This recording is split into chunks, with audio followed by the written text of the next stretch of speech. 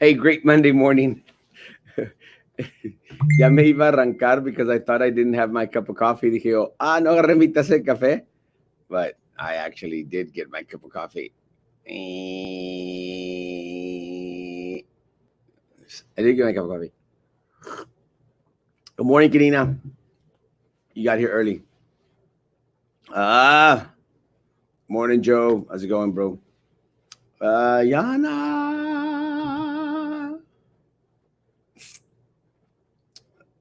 We'll see more people come in early this morning. It's just a weird morning. Maybe because it's Monday. Morning, Laura. Hope you're doing good. Pati Morales. Buenos días, hermosa. ¿Cómo estás? Hey, David. Good morning. How you doing, my man? And chrono time. Choneo time. Chrono time. Chris. Eliasar. Good morning. AJ. Good morning, my man. Rosie, good morning. People are starting to walk. Cristela, good morning. Manny, good morning. Good morning. JJ, good morning. Having a glass of strawberry milk. That's my favorite. Are you riding solo this AM? Yeah, for a while. Good morning, Erasmo. Blessed day, Enrique. I'm hoping that Carlos will be available for the 10 a.m. We're going to do. Good morning, Albert. God bless you, man. Dr. Savaleta, good morning. Coffee time. I love this man. The most amazing professor I've ever had. Denise, good morning, mi amor. ¿Cómo estás? Buenos días. Vincent, good morning. Appreciate you coming on. Norma, hermosa, ¿cómo estás? Buenos días. Esparza y Overlanga, buenos días, bendiciones. Buena, hermosa semana. Connie, and good morning. Galilea Salazar, getting ready for my Zoom band class. Love me some Lopez Lobos band. Let me tell you, that's an award-winning band out there. Amazing, amazing, amazing band. Good morning, Aurora. Buenos días. Melida, buenos días. Good morning. Saludos, Eddie. God bless. And Albert Candela. Good morning, Albert Candela. God bless you, bro. Good morning. Have a blessed day. You too, Hector. God bless you. Lori, bendiciones. Buenos días. Good morning, Chris. Coffee.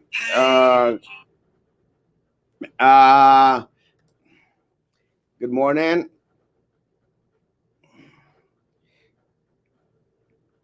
Good morning. Good morning. Good morning. Sorry.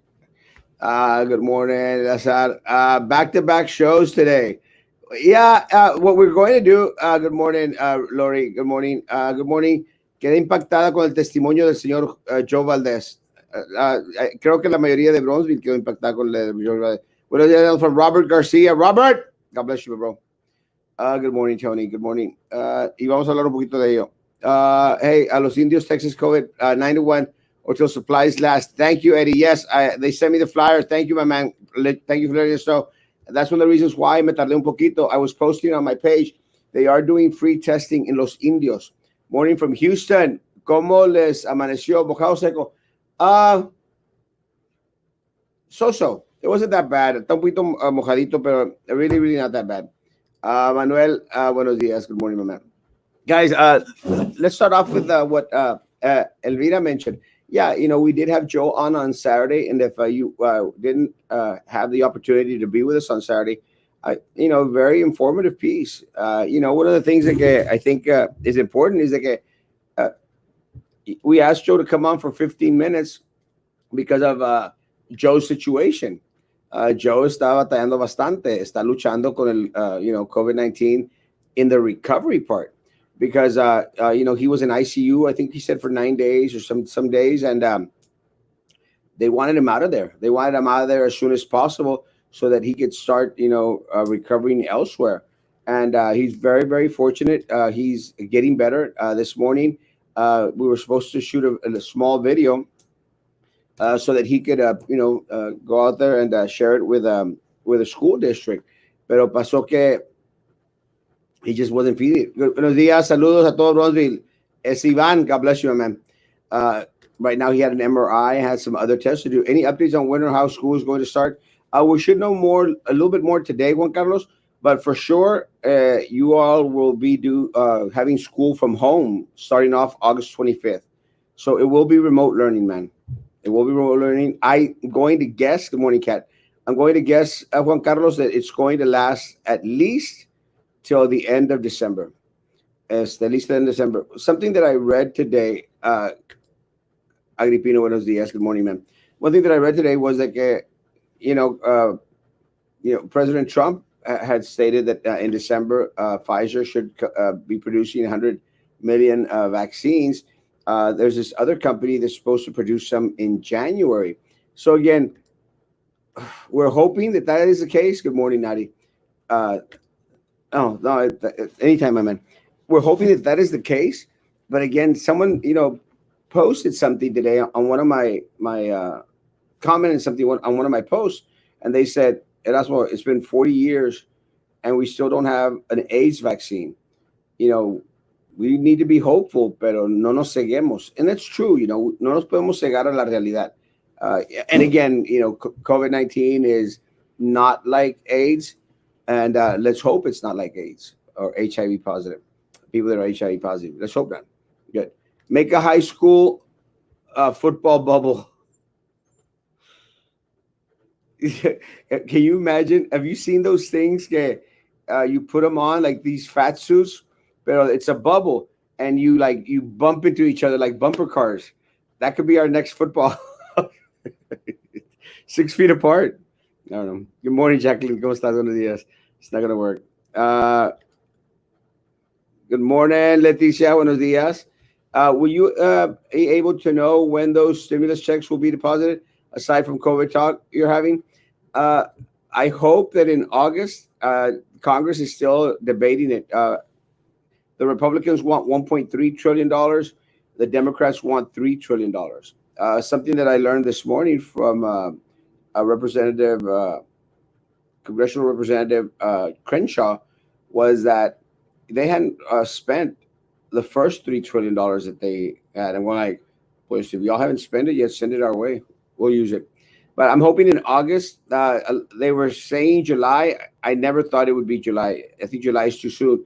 So my best guess would be August, and I'm going to say around mid-August. That's my guess. Good morning, Erasmo. Give me your opinion about everything that's going on.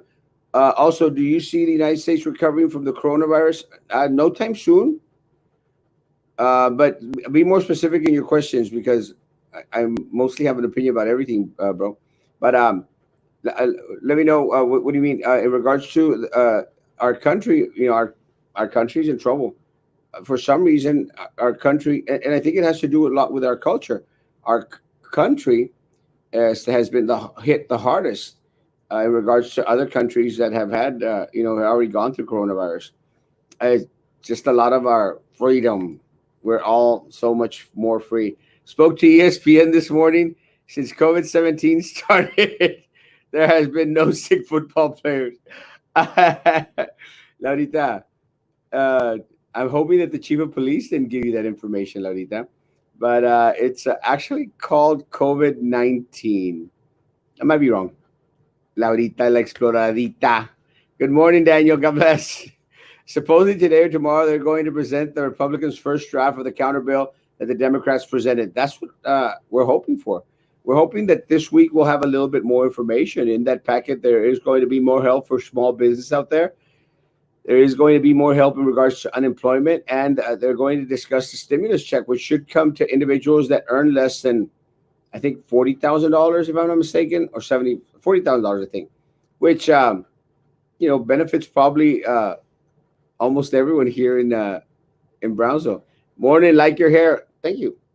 Me peiné hoy en la mañana. Good morning, Marco. ¿Cómo estás? Este día. Ya se acabó los extra $600 de unemployment. Back to work. Ni modo, mi coin. Pero don't go back to work yet. They might say that they might extend it a little bit longer. So we'll see. We'll find out this week, I'm sure, Coy. Pero ni modo. Como quiera ponte a buscar trabajo. What time is the board meeting, and is it going to be shown on YouTube or Facebook? Ahora, it will be right here. I will live stream it right here. You could also see it on YouTube if you want, but I will live stream it right here. It should start around 10. So as soon as that happens, I'm going to bring it aboard, and we're going to see if anyone is out there that wants to come in and help commentate. Going to hope to have Carlos Elizondo. That was actually a yawn that I tried to hide.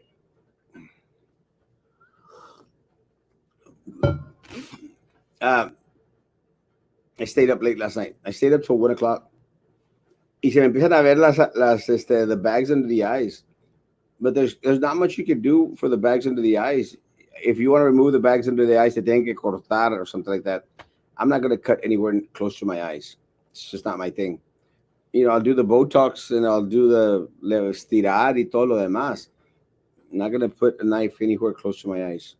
It's not a good thing. Yesterday I was invited to go speak on a show out there.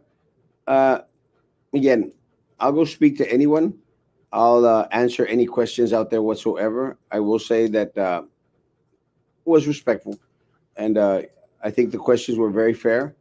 And I love answering questions. I think by answering questions, we all get to learn more about things. And again, one of the things that people need to understand, I'm not new at running campaigns. One of the things that I thought it was very, very funny was that every single time we'd get invited to go speak, like at at a forum, a meet and greet type of situation, I was running with alongside with Prissy and with Drew. Y la pobre Prissy, she had a little paper, a little yellow paper que Sylvia had written for her. So she would say the same thing at every single one. No me parecía que I'd almost memorized her speech. And with me, I always speak on the fly. I always speak on the fly when it's stuff that I basically already know. That's one of the things that I think that differentiates me from preaching at church, because at church I have to prepare. You have to prepare. Preparation wipes. Preparation H. Having your good coffee. I love my good coffee. Let me tell you. Buenos días, Anadelia. Yeah. So yesterday's show was good. I appreciate the invite, and again, I will be a part of any live stream out there. I mean, I don't care if it's minimal audience or if it's a lot of audience. And I think there was a lot of audience on yesterday's little show. I also got invited by one of our local football, no, baseball players, Fred Villarreal. He also invited me to a live stream where he was asking me different questions. And again, the audience wasn't as big. There was, I think, maybe like 50, 60 people on there. But again, I'll I'll go to any live stream whatsoever. If you want to have a live stream, I'll go on there and I'll answer questions if you'd like. I'll answer anyone's questions. I've had the opportunity to be on some vlogs. If anyone doesn't know what a vlog is, it's like a blog, but it's a video blog. And my amazing friend Eddie Perez has an amazing channel out there. Eddie Perez blogs, and they were a lot of fun to do. I like doing fun stuff. I also did one with Candanosa from Candanosa Photography. Amazing guys, man. Amazing guys, amazing photographer, amazing local talent. And we did a scooter video. For some reason, a lot of folks are very fascinated with my scooter. I love my scooter, and I know it's something novel here in Brownsville, Texas, because we don't have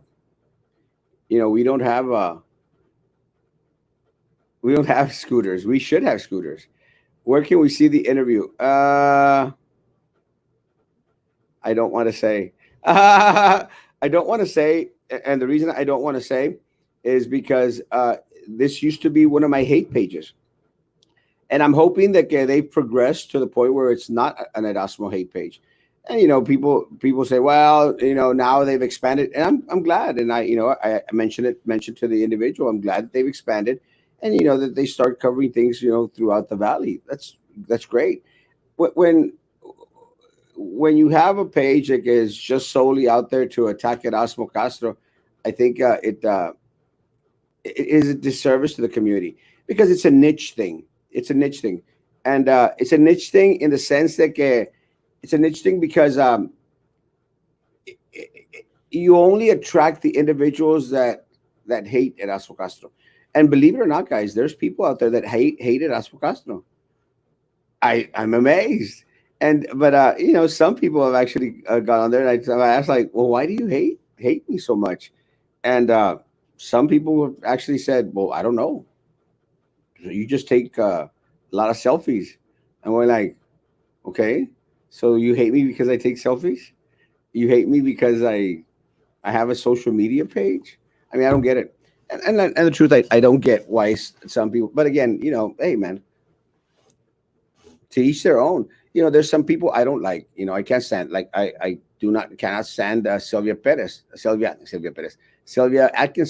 I cannot stand Sylvia Atkinson.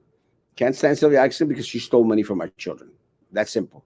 Stole our kids' resources. I can't stand Minerva La Pingüina Peña because she filed a false police report against me when she knew that piece of crap. She knew that what she was saying was absolutely so far fetched. There was no way her accusation had any validity whatsoever. Y de ahí se agarraron estos imbéciles. Drew the same thing, Prisi the same thing. And let me tell you, Baltasar Salazar, exactly the same thing. And let me tell you, Baltasar Salazar, because I know you're on these things religiously. Let me tell you, I don't care if you're reaching out to Joey Lopez. I don't care if you're reaching out to Daniela. I don't care. I don't care how much money you're going to pour into her campaign, and I don't care how much money you're going to pour into anybody else's campaign out there.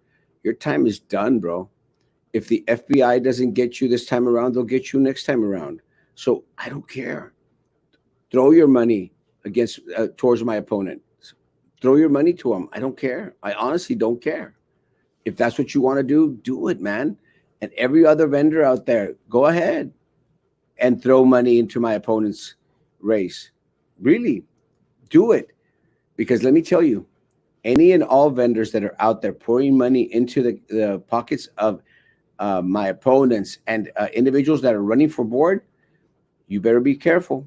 And I say this because it is one of my already stated platforms. I am running on instilling campaign finance reform. Campaign finance reform.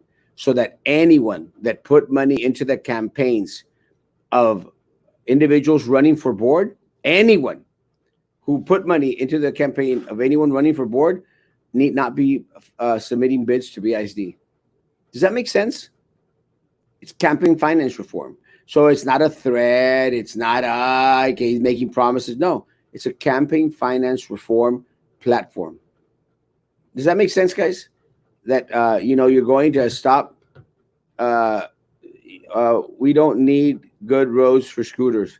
We don't have good roads for scooters. We actually don't. It's kind of dangerous. Even the bike lanes, and I'll send you a text, Pati. Even the bike lanes, they're not too good, guys. Our bike lanes are not that good. People hate the truth. Yeah, they do hate the truth. You're a great and awesome person, and you have a personality. Yeah, and I'm handsome and totally not fat too. Thank you, Adi. God bless you. Buenos días, Chi. Saludos para los haters. Saludos para todos mis haters. God bless. It makes perfect sense. Yeah, isn't it? Again, who is your opponent? Right now, the only one that has gone on there and filed in my place as of right now, it could change, is Danielle Lopez. That's great. Don't forget term limits.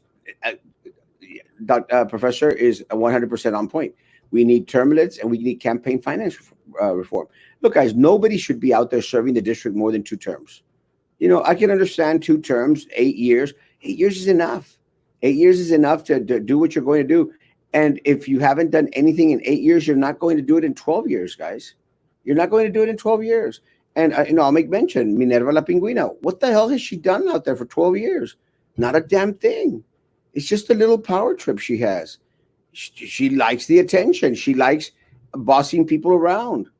She likes to get pampered here and there by individuals in the district. She has done nothing for our students.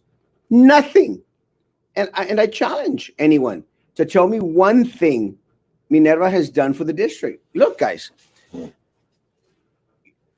people may say, well, we a little bitty raise here, a little bitty raise there. Guys, in the past 12 years, has she done anything to bring our district, our pay, to equal the amount of another district our size? She hasn't. She hasn't. Not a damn thing. So my challenge to all the people that are out there, oh, Minerva, you're so wonderful. Yeah, you, Rose Longoria. Everyone out there that have her on speed dial. Yeah, guys, Tell me one thing that she has done for the district. One thing. One thing in the 12 years that that chick has been there. One thing. Nothing. Nothing. Nombre, con uno tenemos. Oh, well, in regards to terms, maybe, but I really think that maybe two. Uh, I think two is perfect. Hacerse, yeah, that's all she's done. Hacerse P. Uh,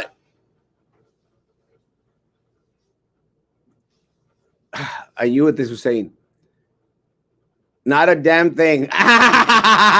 No, she hasn't done a damn thing. I promise you. Good morning. I have important procedure today. Asking for prayers.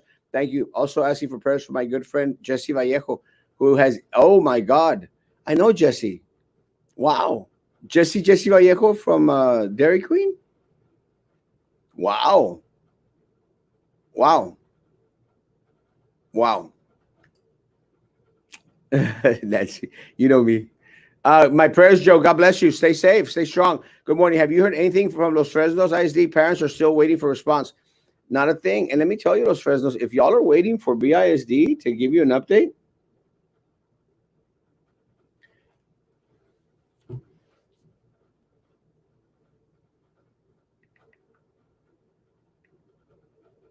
oh, hold on.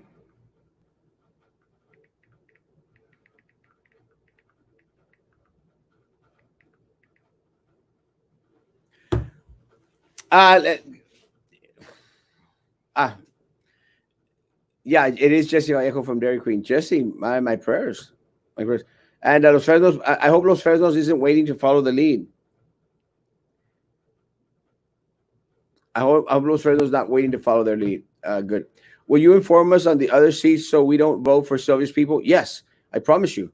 And I'm already knowing that a lot of these people that are throwing their name in the ring are already Sylvia's people. They're being pushed by La Drew and La Prisi. Let me tell you guys, we don't not need those people there. Laurita la Exploradita. Yeah. Stronger ethics policy for board members. Yeah, enforceable ethics policies, because there are policies there. The problem is that they have to be enforceable. They have to be enforceable. Look at the crap. Because a lot of people saying like, "What? That's what you know that they tried to quiet you down on the board." I go like, "Well, yeah. I mean, I was calling them out for their corruption. You think that they didn't want to quiet me on the board? Of course they did. Of course they did. We're dropping like flies, and what is Abbott doing? Not a damn thing. Not a damn thing. Keep on waiting. Yeah. Pa que haga algo la marrana. Have you heard anything about today's meeting? Absolutely nothing. I've heard that they're going to give information in regards to the plan moving forward. Finally, they're going to produce a plan, and I think I've heard that it's not so bad. So we'll see. Erasmo, please read about TOP. They are on Facebook, Texas Organization Project. Brownsville can really benefit from participating in this organization to truly advocate for our needs. Thanks. Thank you, Anna. Send me a link, please. Elizabeth Arellano. I love you. Love you more.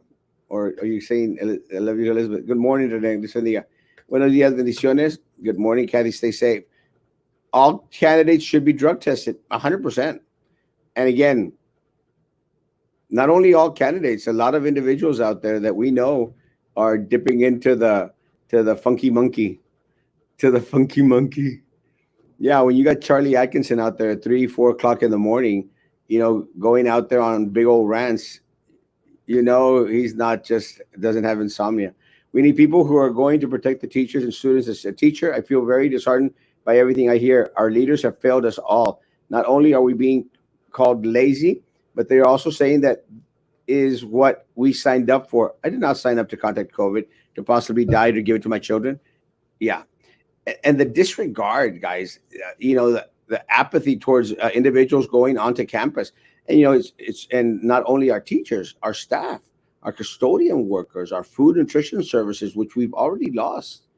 And, we have a lot of them in the hospital fighting for their lives. Disappointed in Abbott. He put the valley on the back burner. Yes, he sure did. 100%. Dennis, what will you do to stop teacher retaliation for those teachers who speak up? Denise, let me tell you, There will be absolutely no teacher retaliation, anyone retaliation. Part of the problem is that these people have abused the position that they've abused the position that they were entrusted with. Uh, there should be no fear of retaliation. Part of the problem is that a lot of our people in our community, Denise, they have been made to feel that they are powerless, that this board is all powerful, that they sit up there on those seats and everyone else sits under them. And it's not that way. Goodness gracious. And we have Dr. Savaleta here. And Dr. Savaleta is not like that. He serves on the TSC board. He is not like that. Todavía es raza. You could sit down and have a cup of coffee with him anytime, any day, and share with him your concerns. I know I've shared with him some of my concerns like 2 weeks ago. He immediately took action. Immediately took action. Guys, the problem is these people have forgot that what public service truly is. They serve the public. It's not the other way around. And once we start to, integrate that culture back into elected office, to whereas people know that they're being watched, everything is going to be transparent. The doors to the back rooms are going to be flung wide open on almost every single matter out there that doesn't has put the district in lawsuit jeopardy. So yeah, we have to open it up. We have to bring it back to the people, guys. The power is in the people. How is it? And see, this is what gets me. How is it that 6,600 of our staff fear 7, 8 people on there? I don't get it. It should be the other way around. It should be the other way around. El problema is that our culture here has made us feel like sheep, has made the people feel like sheep, like that, like they have no other recourse. You do have recourse, and one of the things that I'm noticing now that I've never seen before is how united a lot of our teachers, our counselors, our staff are becoming, and that is what is needed: unity, because 6,600 will easily replace the eight that have put our community through this hellhole, the eight that have governed as if they were a dictatorship. It's not a dictatorship, guys. It's still a democracy. And democracy guarantees the government of the people, by the people, and for the people. These people are only for themselves. So no teacher, no staff member will be retaliated against. Elbow cough. Salud. Good luck, Erasmo Castro. BISD needs more people like you, and you are so passionate about what you do. You are very knowledgeable when it comes to your school district. Thank you, Janie. I appreciate that so very much. I love my community. I love my community, and in this sense, our school district, basically supports a big old chunk of our community. So yeah, I am. Thank you, Janie. Organize that text. Send me an inbox, please. Thank you, Anna.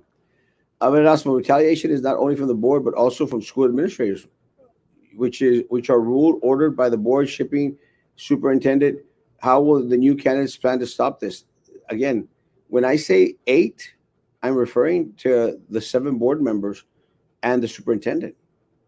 No one should fear the superintendent. Someone told me, he goes, hey, you haven't seen the superintendent. He walks onto campus y ni saluda a nadie, and como que si anda muy high and mighty el vato.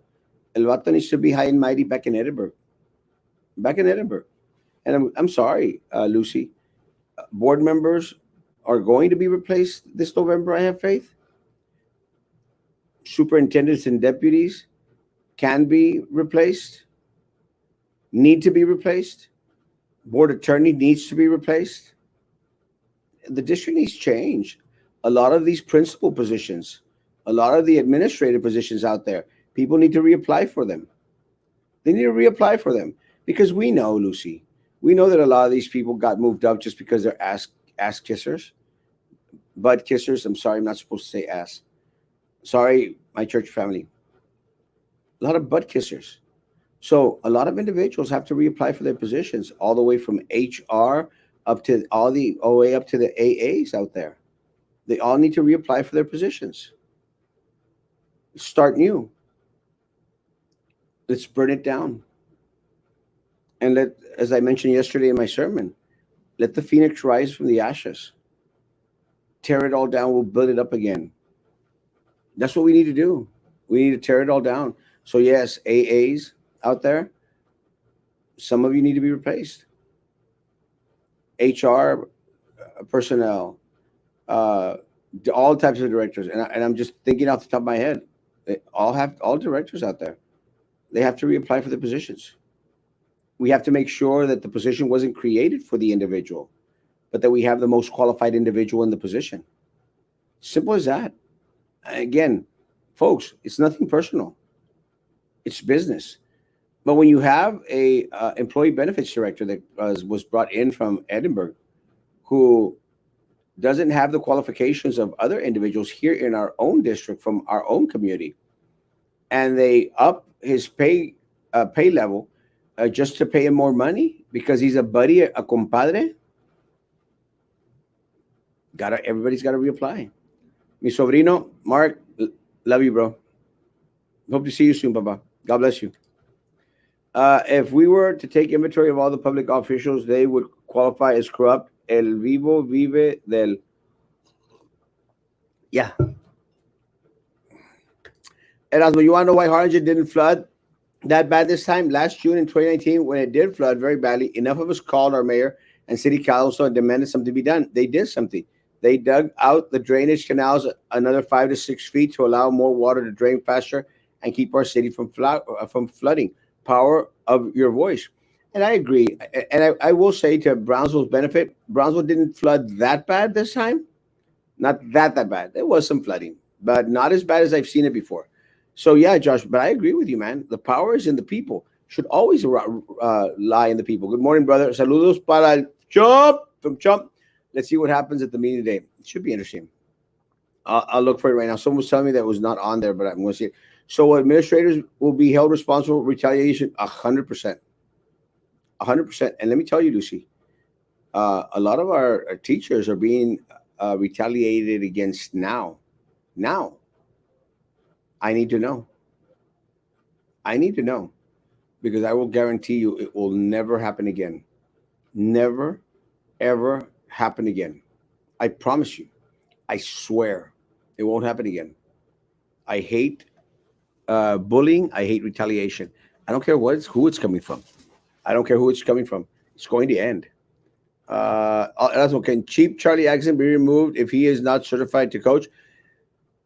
Yes, 100%. Because we're going to effect an audit to see about all these people that Sylvia, had a hand in moving them up in a position. And look, guys, it's very simple. And look, some people on here know how the district works. You know how these people got their jobs, right? Anyone? I'll tell you how they got their jobs. They got their jobs by having hiring committees. Hiring committees. Because they want to put lipstick on a pig. Quiere decir, well, it wasn't our recommendation. It was the hiring committee's recommendation. But what they do, guys, is they put their own people on the hiring committees. They put their yes people. They put their Maricela Zarate, the other AAs. They get their yes principals on there. And then people go through the process. And then they go, you see, it wasn't us. It was the hiring committee. Someone told me that I'm wrong. I totally agree with you. Totally agree with you. Some of those people don't even know what they're doing. They have a degree on water basket weaving and want to tell teachers how to teach ours about curriculum. 100%, Lucy. They have to reapply for their positions. And we have to make sure that the individuals that are taking those positions. So yeah, AAs, HR, Employee Benefits Committee, all those other made up positions that they have out there, be ready in November. Be ready in November, because you're going to have to reapply for your positions. You have to reapply for the positions. It's not a threat. It's the right thing to do. And I don't care what we have to do. We have enough attorneys out there to make sure that we cross our T's and dot our I's. I don't care.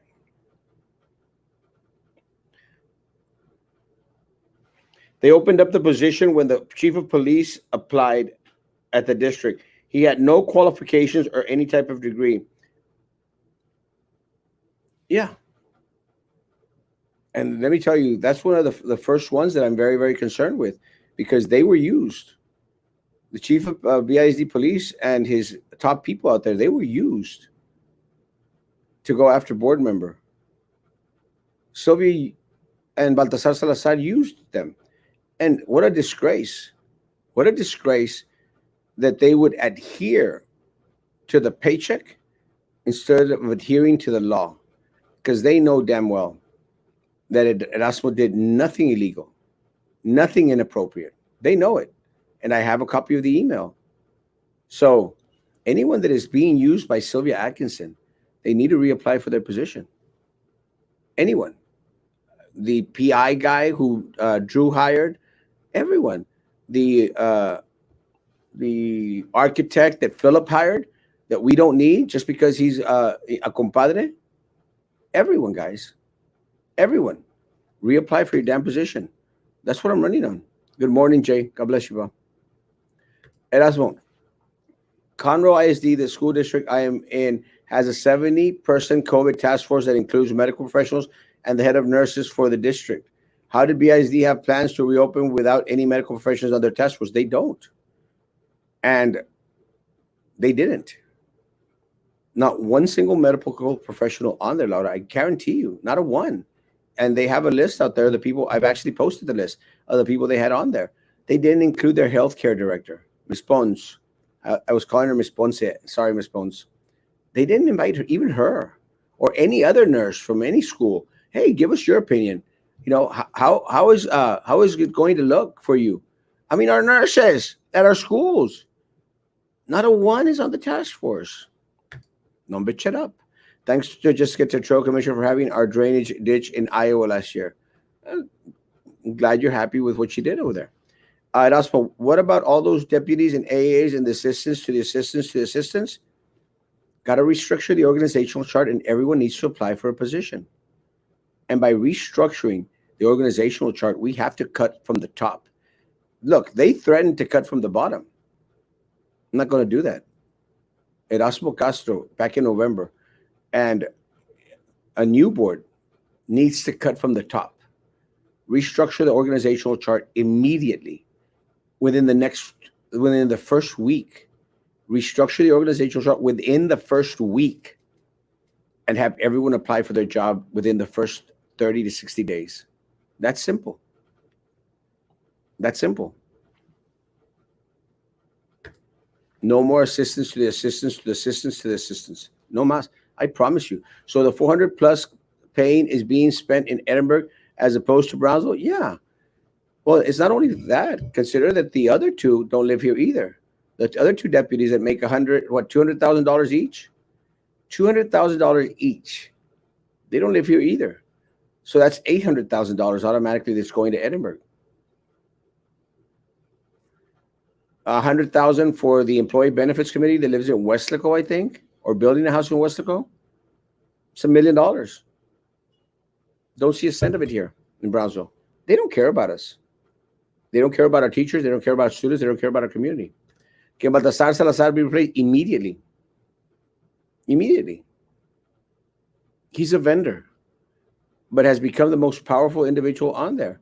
He's the one that's calling Joey Lopez to see how he could help out with Danielle's campaign. I mean, if that's what Joey Lopez wants to do, good luck. I mean, I'm sure that with Sylvia's trial, you're going to see a lot of Baltasar Salazar on the stand. And he's already reaching out to Joey Lopez and to my, I guess, supposed opponent, Danielle. It's going to be interesting. But again, I'm going to call out anyone and everyone out there that's getting vendor money. Anyone. Minera Peña nepotism in the district. Yeah, she's got her nieces and nephews out there all over the place. MLB game shutting down due to COVID. Oh, send me the link. Baseball at the professional level. Send me the link, Eduardo, please, because I'm very interested in that. Because if that's happening at that level, can you imagine?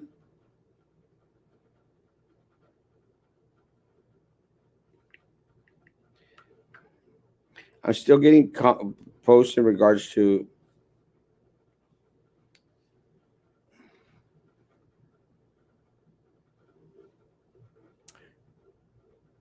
So I'm totally confused. When do we start, and when can I teach from home?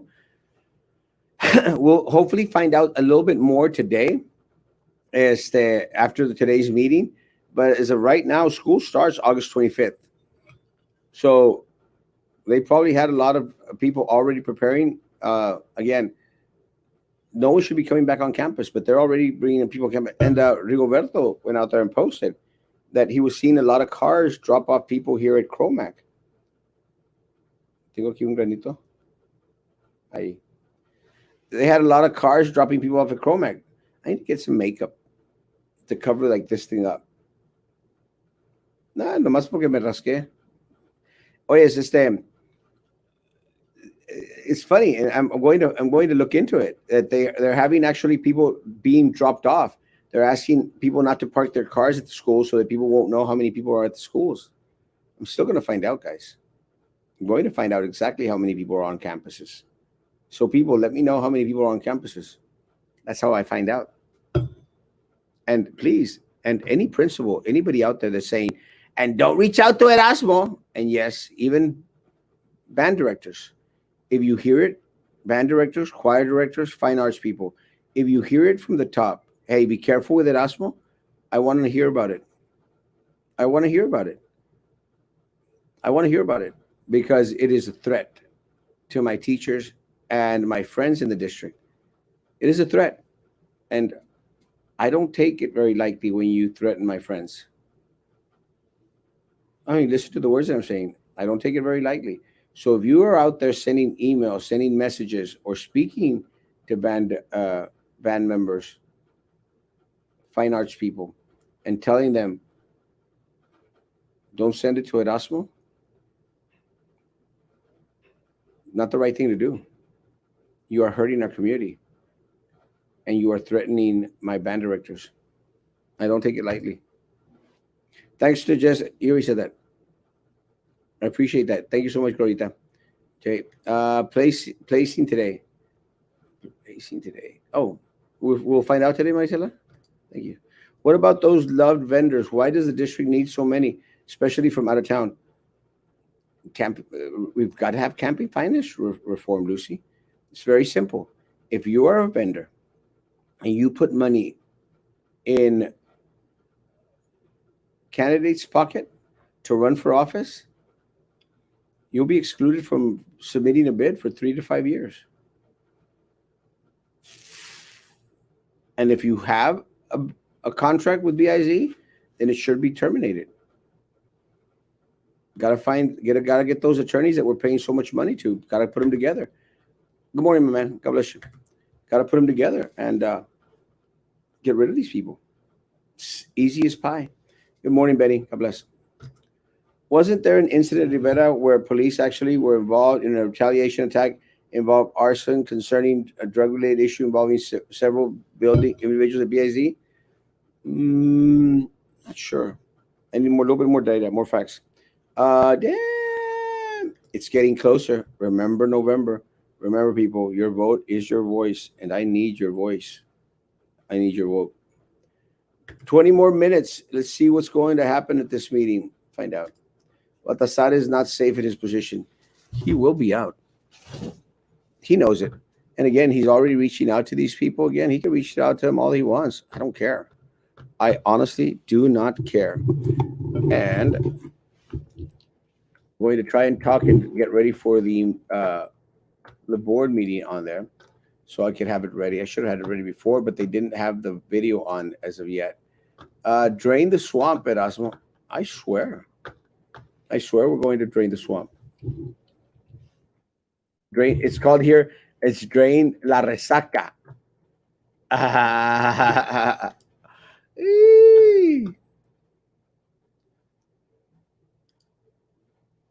Got it.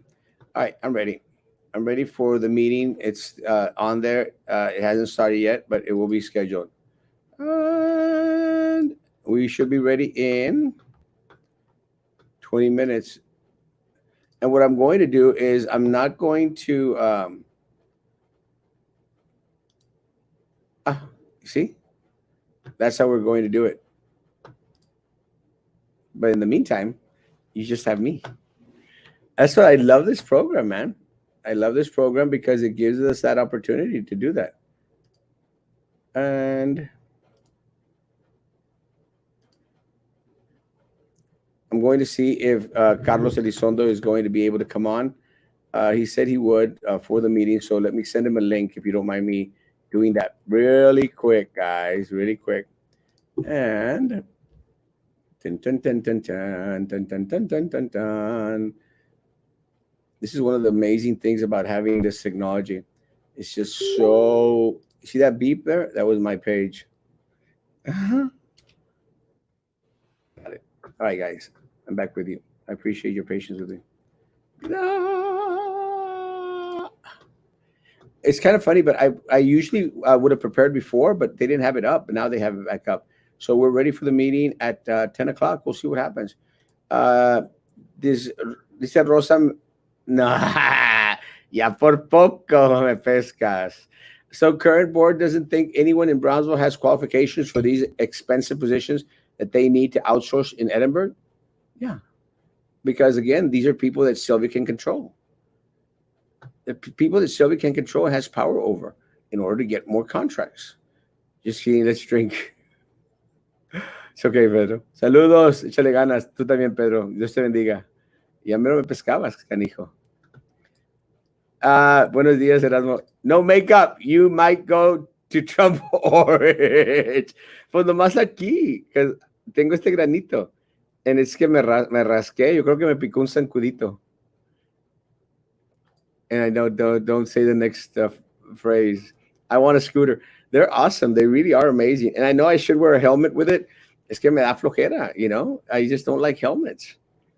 So people aren't required to have a helmet when they're driving a motorcycle. I sure as heck am not going to have a helmet while driving my damn scooter. Pero no crean, it is concerning because our hospitals are jam-packed. You know, I tell people, you know, be careful with what you eat. You know, try to stay as healthy as possible. Right now, you do not want to have a situation where you have to go to the hospital, guys. You do not. It would be very, very detrimental. Not be good for your health. I want a scooter. They're awesome. ¿Por qué muy serio hoy? No, I'm not tan serio, Israel. I don't think I am I? Sorry. Saludos de parte Caring Hands Medical Service. I love me Caring Hands. Bendiciones, Arturo. Gracias, papá. Bendiciones. Good morning, Rachel. Good morning, Nancy. I see people are coming on because I guess it's, you know, it's close to the meeting. It's good. It's fine. Magic. Thank you. But in the meantime, popcorn, hot dogs, chips, soda, candy, napkins, cigars. Get yours before the show. Drain the resacas need to be your new campaign slogan. Let me tell you, man, that is an awesome one. And, you know, we have the opportunity to drain the damn resaca. La resaca y la caca que han dejado esta estúpida gente. I'm done. I'm frustrated. And yeah, part of the problem is La Silvia! Give us back our money! Give us back our kids' money, Silvia! Good morning, Dora. Gracias, Carlos. We should have scooters around town like the ones in San Antonio. Part of the problem, Nancy, is like it's like when they had I don't know if you had those rent bikes. You remember they had those rent bikes all over Brownsville? The rent bikes. And I saw them and I go like, are these people stupid? I mean, don't they know La Raza aquí? It wasn't going to work. They had the bikes here. They had them for like a week. And after a week, they started to see them missing and they aparecieron en Matamoros. So las chiscas estaban en Matamoros. So I'm thinking, you know, we can't have scooters here. Porque if we get scooters here in the city of Brownsville, guess what? Matamoros is going to have scooters. Good morning, Pablo. God bless you, man. ¡Onta la exploradora! Laurita la stupid, imbécil. Why are we paying people that are not from Brownsville and live in the Upper Valley they are taking our money, investing it in Edinburgh. Yeah, the employee benefits committee is building a house with vendor money. Look, guys, the employee benefits director is building a house in Westlaco. I mean, they think that we don't know, with vendor money, with the vendor money. That's how bad it is. Not a good thing. Not a good thing. So let's see. How much money did Sylvia steal? Ooh, papa. Let me tell you, right now we could easily say that she took millions of dollars from our kids and from our teachers, schools resources, millions of dollars. Right now, they got her on the $10,000, and someone told me the other day, go like, "Well, Erasmo, it's only $10,000. It's not just $10,000. Stop being stupid." That and eso la pescaron. That's the video that they have. Wait till all the other documentation comes in. Wait till all the documentation comes in, and let me send a text message to Mr. Elizondo.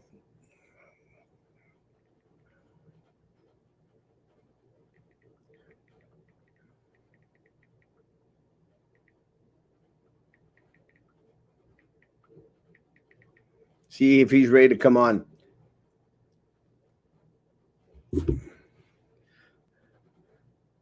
And let's see. Nancy. Good job. Good morning, Marisa. Candidate for position 6. Good luck, Marisa. We need good people. And I think I hear Mr. Elizondo knocking out there.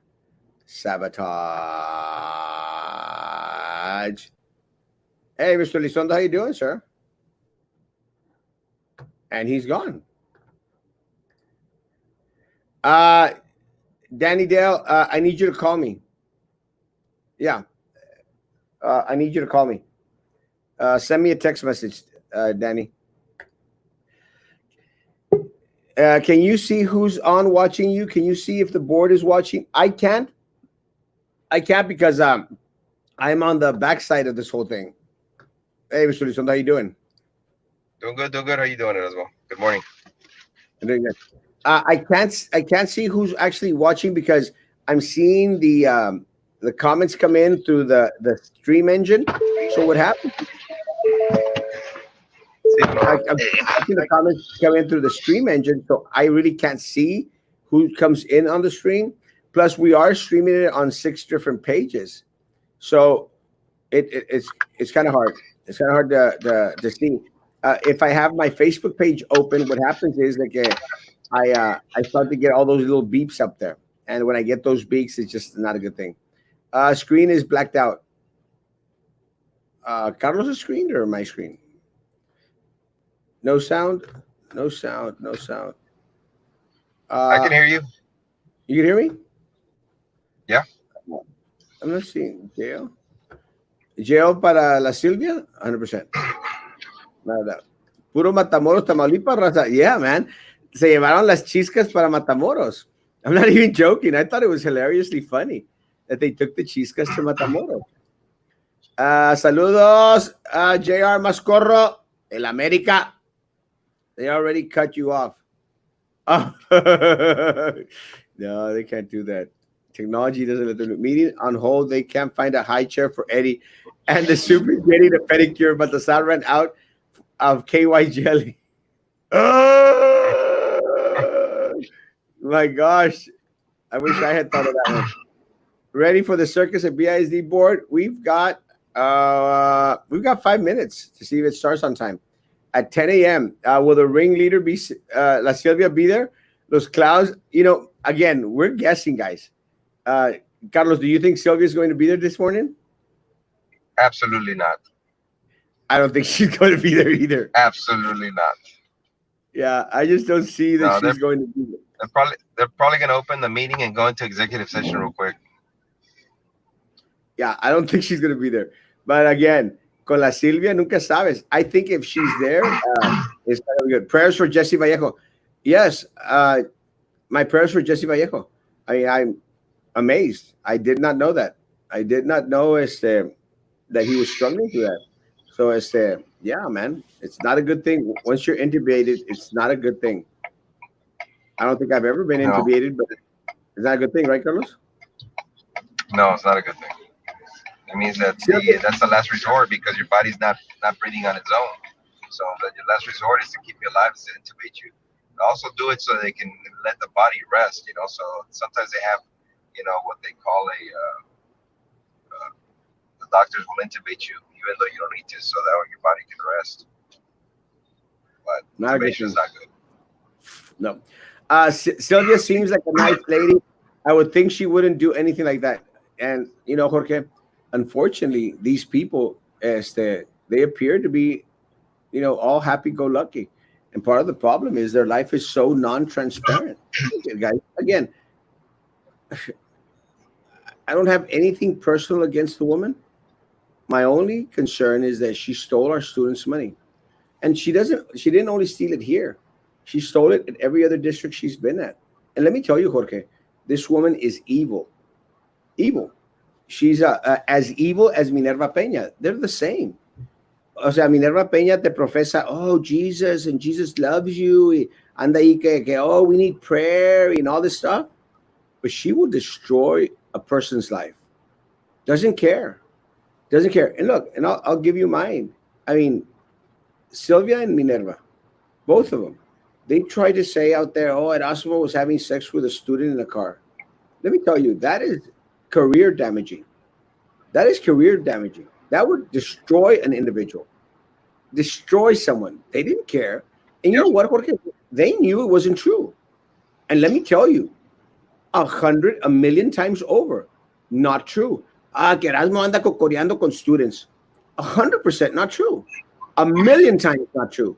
I don't care how many times they want to say it. I don't care if Baltasar Salazar took it to Homeland Security to review.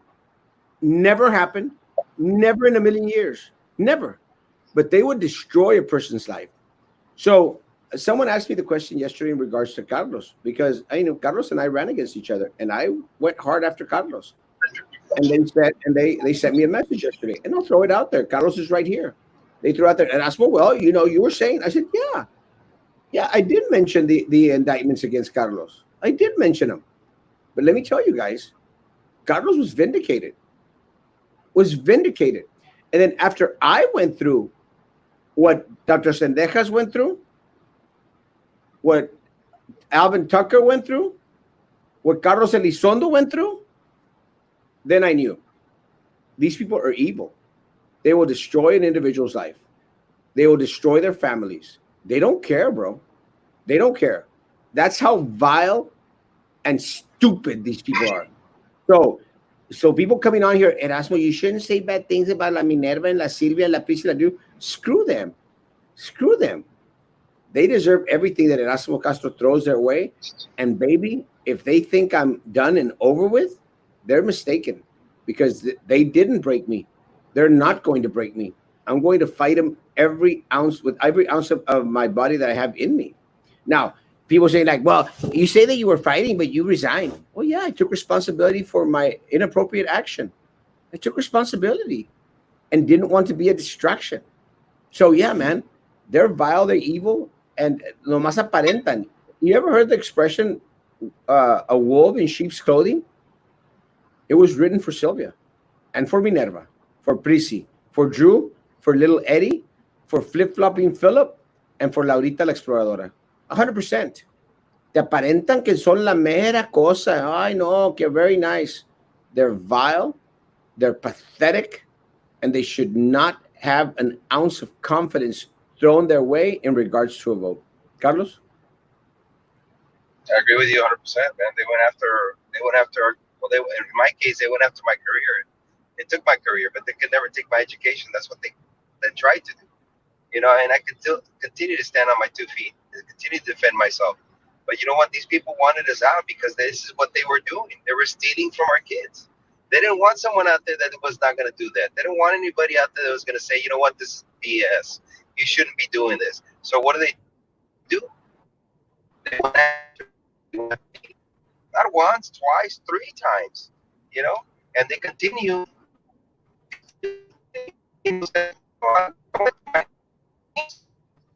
You're cutting off. Fighting from my knees. You know,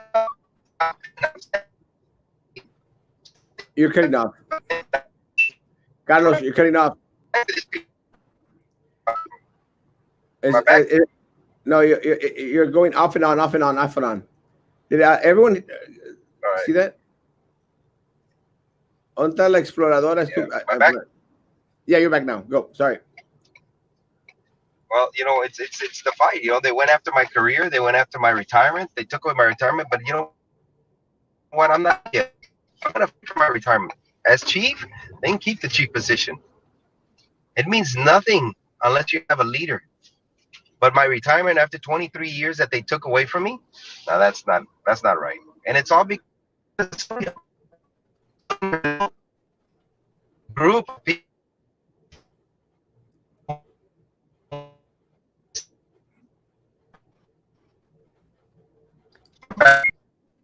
Yeah, Carlos, you're cutting off.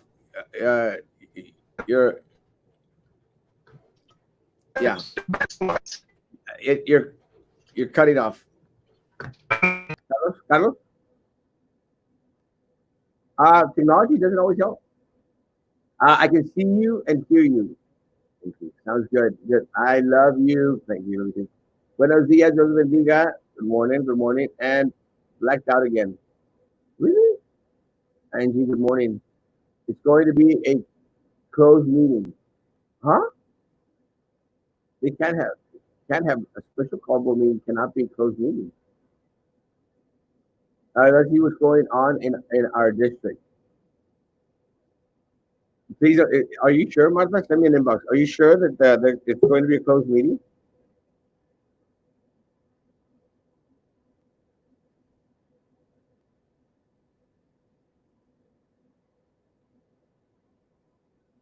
Cannot be a closed meeting.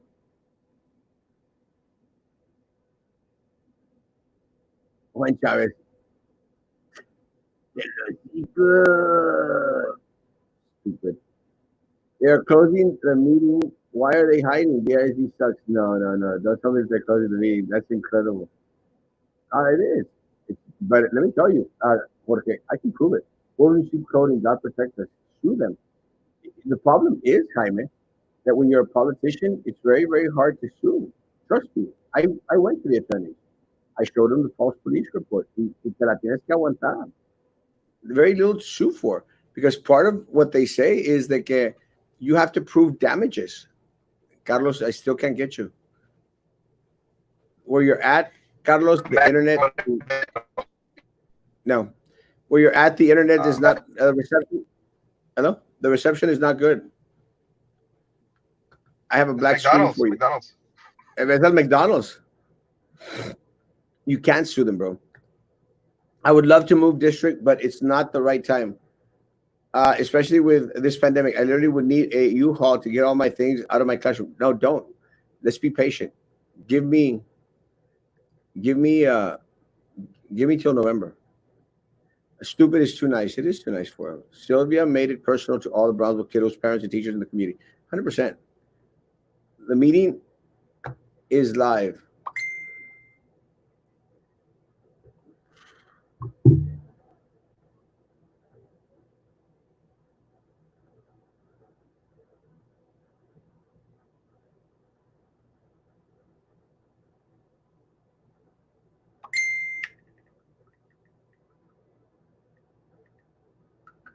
It's okay.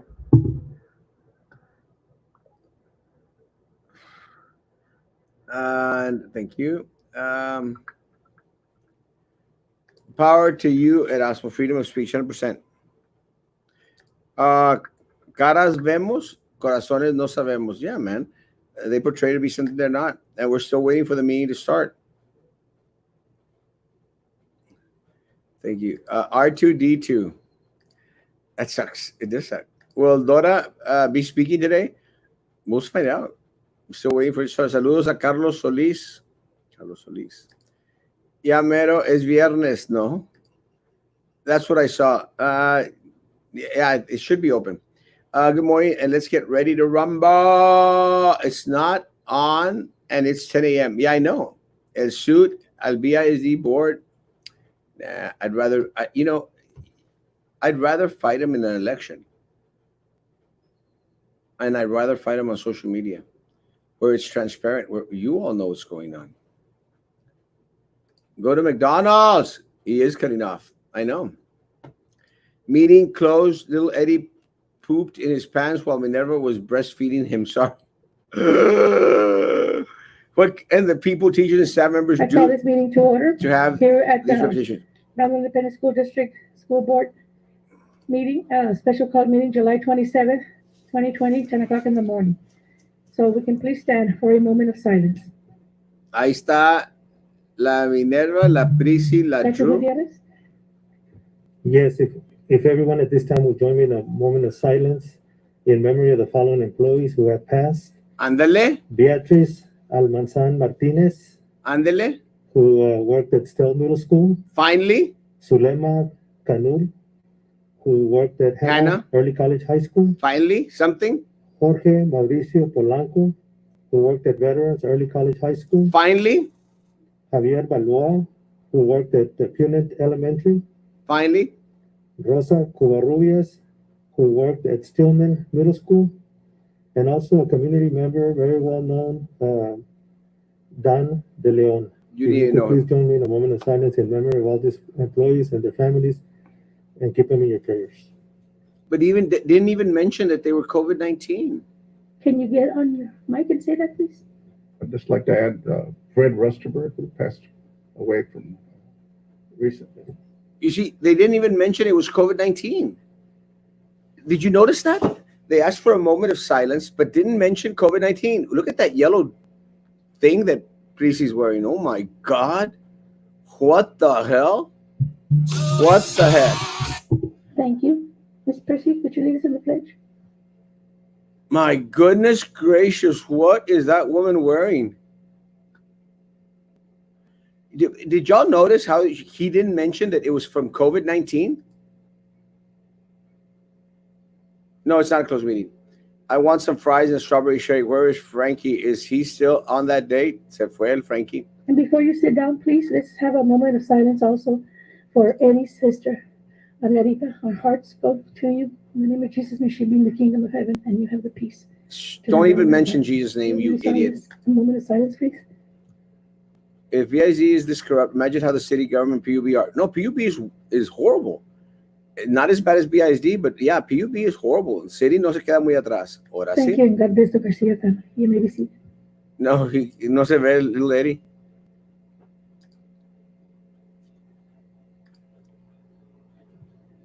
Thank you. And for roll call, everyone's here. Miss Laura's running a little bit late. What about Silvia? Pat, would you continue? Yes, ma'am. Item 5, recommend approving the agenda of the special call board meeting of Monday, July 27, 2020, with any corrections or deletions. Yeah, but a yellow submarine. Please see the yellow submarine. Do I have a motion? So move. May I have a second? They did not say COVID-19. Please vote. Let's see.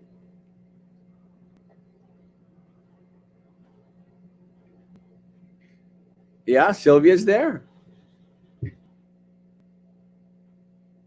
Sylvia is there. 456. No. Yeah, because La Laura no está. No, she's not there. Motion passes unanimous. Yep. Thank you. Before we continue to public audience, I'd like to go ahead and read a letter that I've had questions on all week. And I'd like to just go ahead and read a letter, and hopefully this will answer the questions and we can put the concern to rest. We have a certified letter that we sent to Mike Morath, Commissioner of Education. Texas Shut Education up, stupid. Agency, It's not enough. in Texas, Imbecile. in regard to an update to the response of the TEA investigation 2021 May. Status of Dr. Sylvia Atkinson. We send the following letter with the consensus of the board. Dear Commissioner Morath, on January 24th and again on Yes, on January 24th, 2020, and again on June 17th, 2020, BISD officials wrote you letters concerning the status of BISD trustee Sylvia Atkinson. Copy of these letters are enclosed for your reference.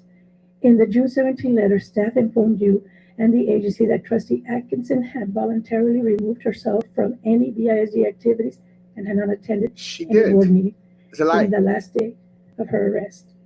That statement was true at the time the previous two letters were submitted.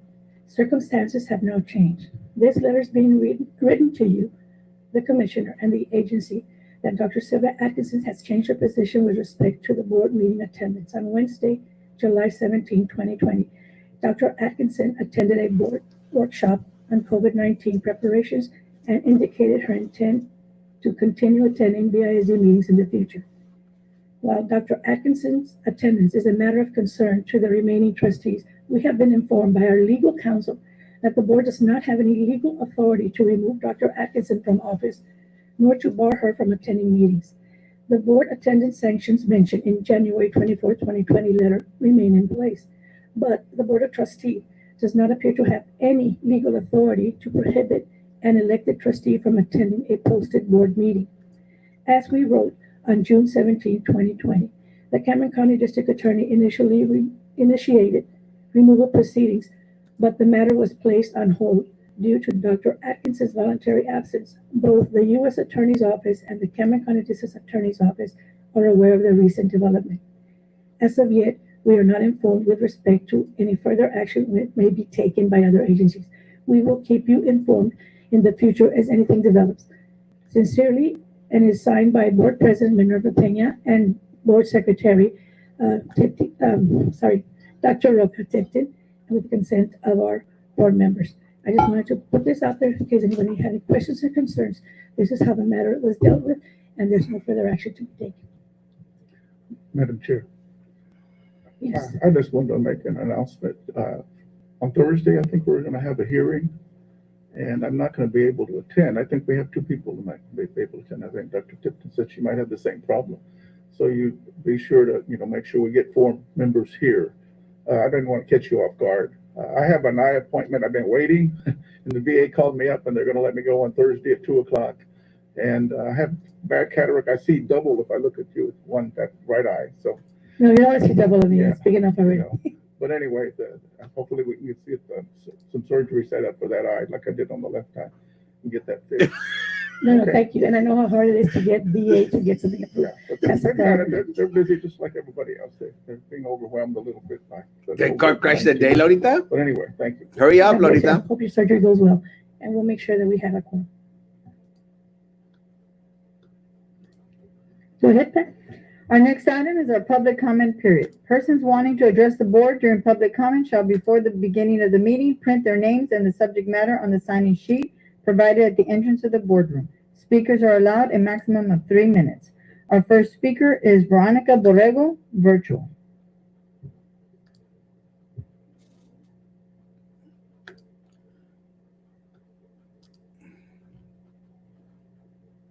Yeah, you know how they mentioned the moment of silence. They didn't mention that they passed away from COVID-19. Is that very telling? And that statement that Minerva went out there and stated. I mean, apenas now they're going to come up and give a wonky statement? Yes. Thank you. Good morning, Board President Minerva Peña, board members, and Dr. Gutierrez. My name is Veronica Borrego, and I am the president of AOBE, the largest and only chartered association in BISD. We are an association that represents employees at all levels and in all capacities. Many of our members are afraid to speak for fear of retaliation, so I am here to speak on their behalf. We are concerned with a memo that went out last week stating that district staff will have the flexibility to work from home, which we appreciate. However, in the following statement on the memo, it states that essential employees will need to report to their campus or department. We would like clarification as to how the district is determining who is essential and why they are not being granted the flexibility to work from home to help minimize exposure and slow the spread of this horrific virus. To date, BISD has lost 5 employees, some of which had already been reporting to their campus or department. Yes. This virus continues to spread and take lives at an astounding pace. It is because of this that we have repeatedly requested that the task force have every BISD department represented and that medical professionals and AOBE, as the largest association in the district, have input in the development of the safety plan. We want to ensure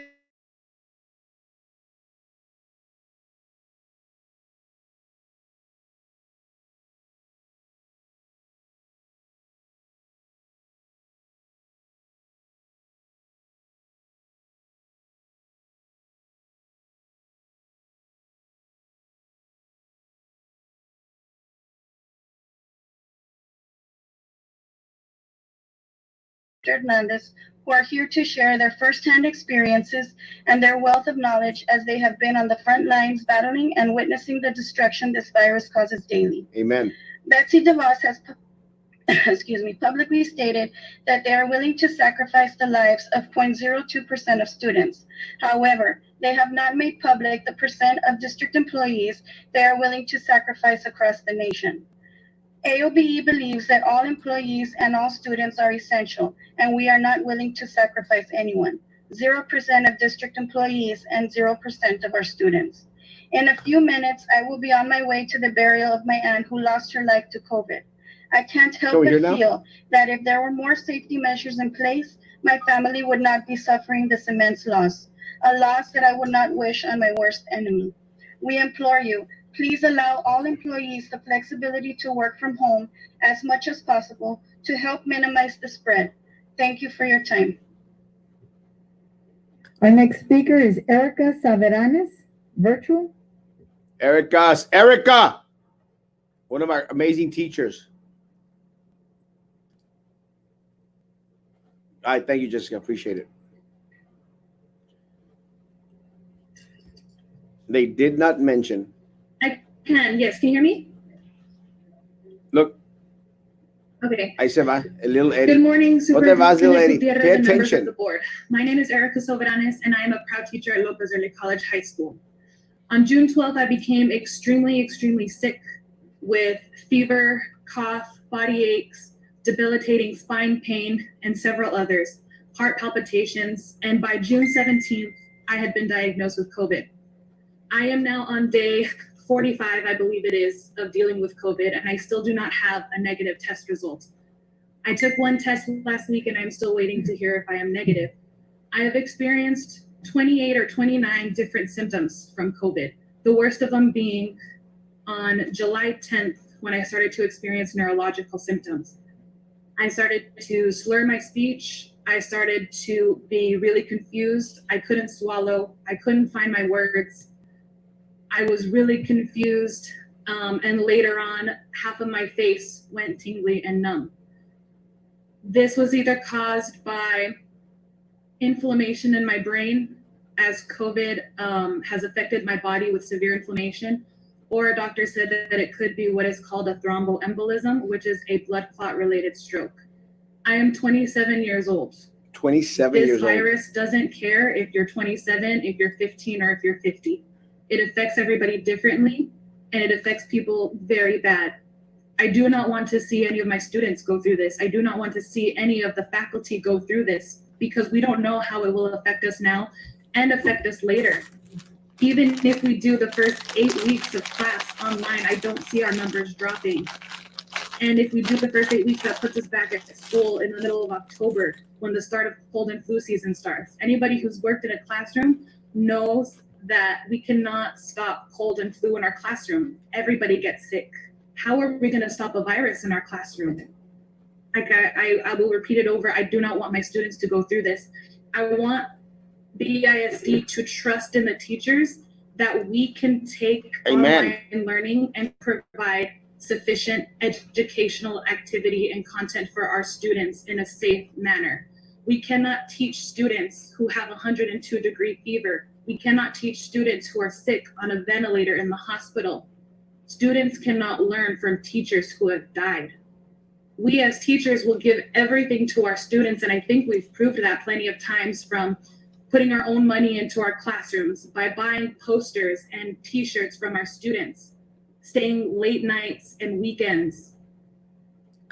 But now I feel like by going back too soon, we would also be giving our health and our lives. Where's the line that we draw to what we will give for our students? Closing comments, please. Oh, wanting to cut This her off. virus is bad, and I do not want to see anybody else go through this. Thank you for the time. Our next speaker is Dr. Saavedra, virtual. Dr. Saavedra is amazing.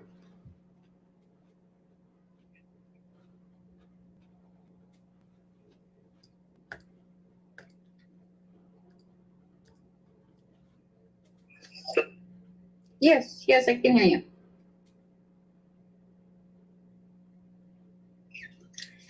Hi, good morning. How are you? Fine, thank you. How are you? Hi, this is Dr. Teresa Saavedra. I just wanted to give you a recommendation based on some of the things I'm seeing from the clinic side of what's going on with the coronavirus. So currently the coronavirus, as everyone knows, a pandemic, and it is getting worse in the Rio Grande Valley. Unfortunately, we're a hot spot here, especially in the Hidalgo County area, but we're also getting increased numbers in the Cameron County area. We do need to be careful of what we do as the school board, as all of you will understand, due to the fact that we need to service our children. We need to make sure that our small children to all the way up to high school, that everyone is taken care of medically speaking. So the first thing that I wanted to make you aware of is that the children, we can't control what each child does, and the social distancing does come into play. From what I read prior to in a study from Israel, they allowed children to come into schools just to start coming in. Unfortunately, due to the circumstances where they had a heat wave, just a little bit of not wearing a mask for a couple of days created an outbreak of over 150 children, and subsequent outbreaks because of that. Secondarily, in other homes, when they went home and they gave it to their families. So this is going to create a ripple effect. It's going to cause our children, if we are not very careful and wise on our decision making, it could very much so impact us in a negative way. So I wanted to make everyone aware that and that's just the elementary school children. The high school children and middle school children may be a lot easier to contain and maybe a little bit more approachable and directable, but our primary school children, those children are probably the most at risk. The other thing I wanted to make you aware of is that we do need to be careful even with the employees as well. There's a responsibility of the school district, not just to the children, but to the employees. And the employees, there needs to be stringent protocols in place for them to be able to have contamination control. What do you do as a school with contamination control? Let her speak. It's very important that there be a protocol in place before the potential arises that there's going to be a potential positive person within the particular school, and it should be across the board. And CDC guidelines right now, if one person is out, and we're talking a teacher is out, it's at least 10 days for that teacher to be out from the date they first had symptoms, and up to and at least 72 hours. Well, I'm sorry, 24 hours. They just changed it. 24 hours without a fever. I recommend that we definitely make sure that all children and all teachers have masks worn at all times. I know that's difficult, especially for the smaller children to wear, because not all of them will be compliant with that. Hand washing should be not just encouraged, but there should also possibly be some sanitization wipes, as well as alcohol hand washing that's available at their desks, and to really encourage the social distancing of at least 6 feet, because some of the studies right now are coming up that there may be not just 6 feet, all the way to 9 to 12 feet. Wow. And discouraging sitting in groups, talking, singing, which I know would be difficult because I know that music is part of the educational platform. But unfortunately, with singing, that it unfortunately it instigates the potential for the coronavirus to spread. So the person that should probably head this up at minimum should be the school nurse, but that school nurse will have a huge undertaking, because there's one school nurse to a multitude of students. I would say that's in the hundreds.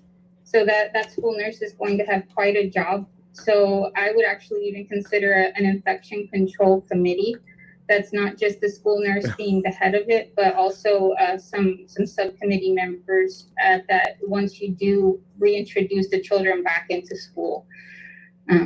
So we have a lot of things to work on as a school district. We want to make sure to encourage you as healthcare professionals to look into the matter. I would also encourage you as a school district to talk to the county health department.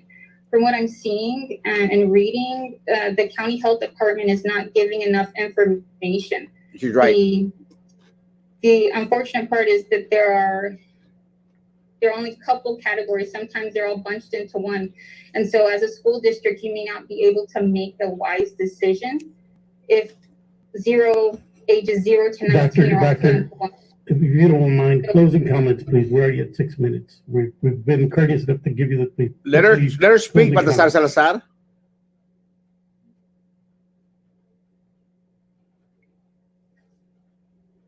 All right. So I'm sorry.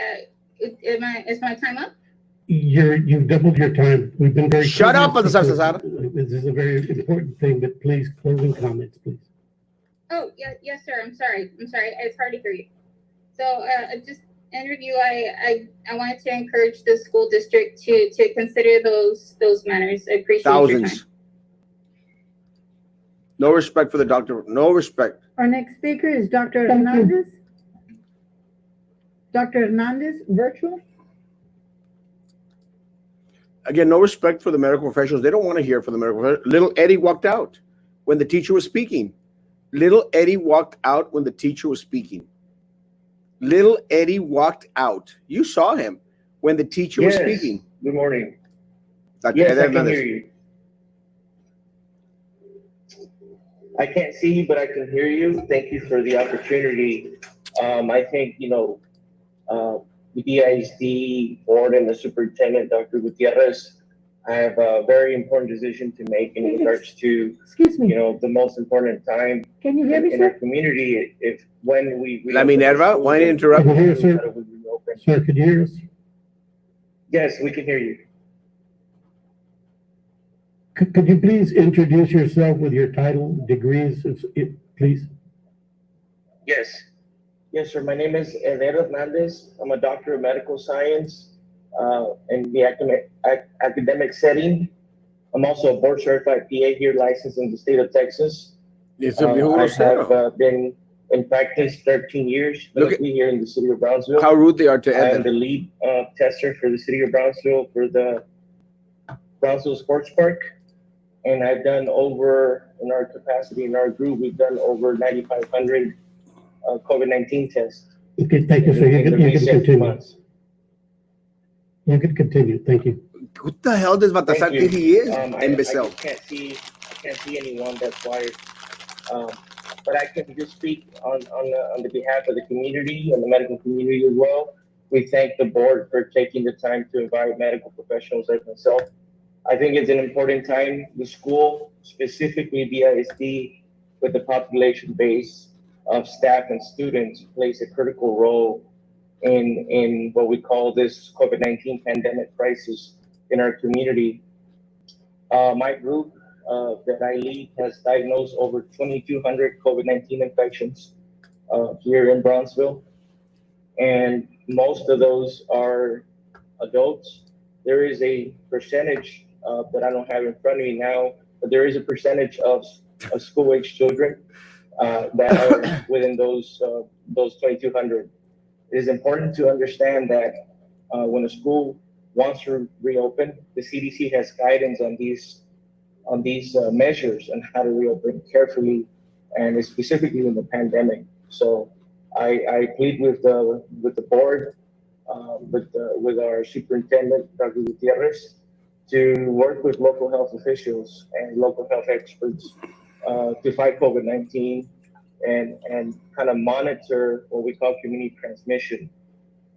In the beginning, when we started testing, mass testing, we focused on testing as many individuals with symptoms as we've had, and that moved from it moved into a community-based transmission. So that is a negative indicator to reopen schools. Consider the fact that we've highly increased community transmission. Child age group infections are higher than they were in March, and also look at healthcare capacity. You know, what our ICU beds look like and staffing. Recently, I think the governor sent 1,200 individuals to the Rio Grande Valley to provide aid for staffing at local hospitals. So it's important for you as the experts within your school system to look at these measures to provide the most safest way to reopen.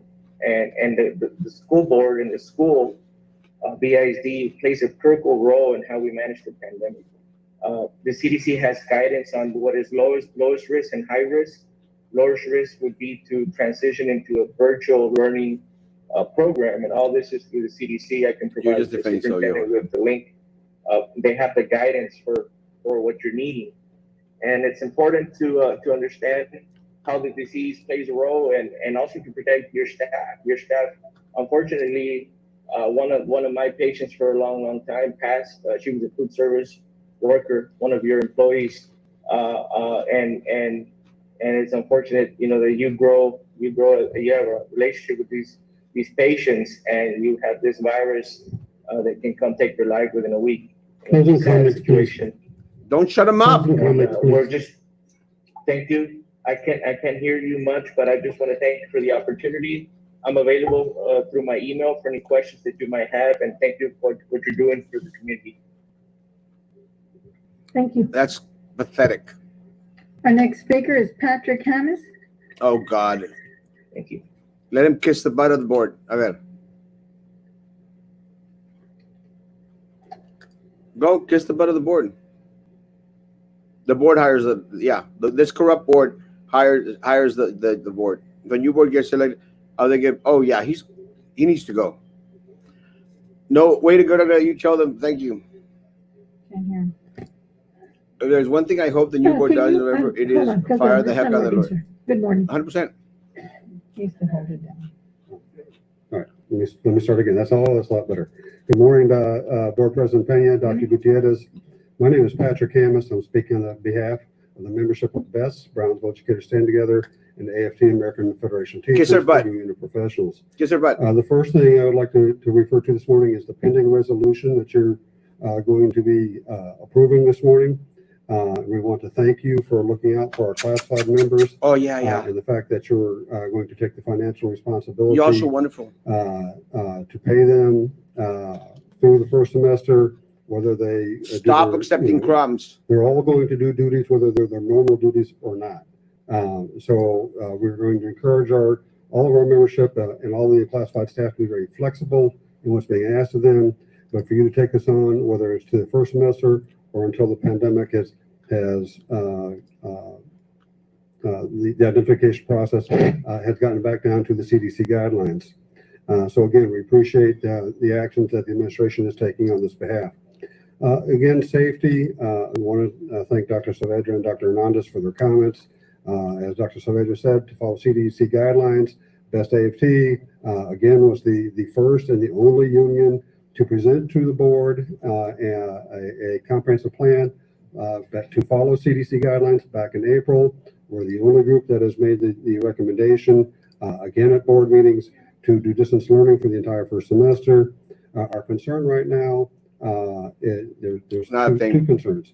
First of all, we appreciate the letter that Dr. Gutierrez administration put out last week Kiss their ass. on the guidelines. If employees have been exposed to the virus, what steps they're to take. But we're still concerned that there are some hot spots, and this building is one of them. Again, we have membership in this building in different departments, and we're understanding that at least in one department, purchasing, that the guidelines that were put out by administration have not been followed. And we would expect administration to make sure that those guidelines are being followed. Again, all employees are valued.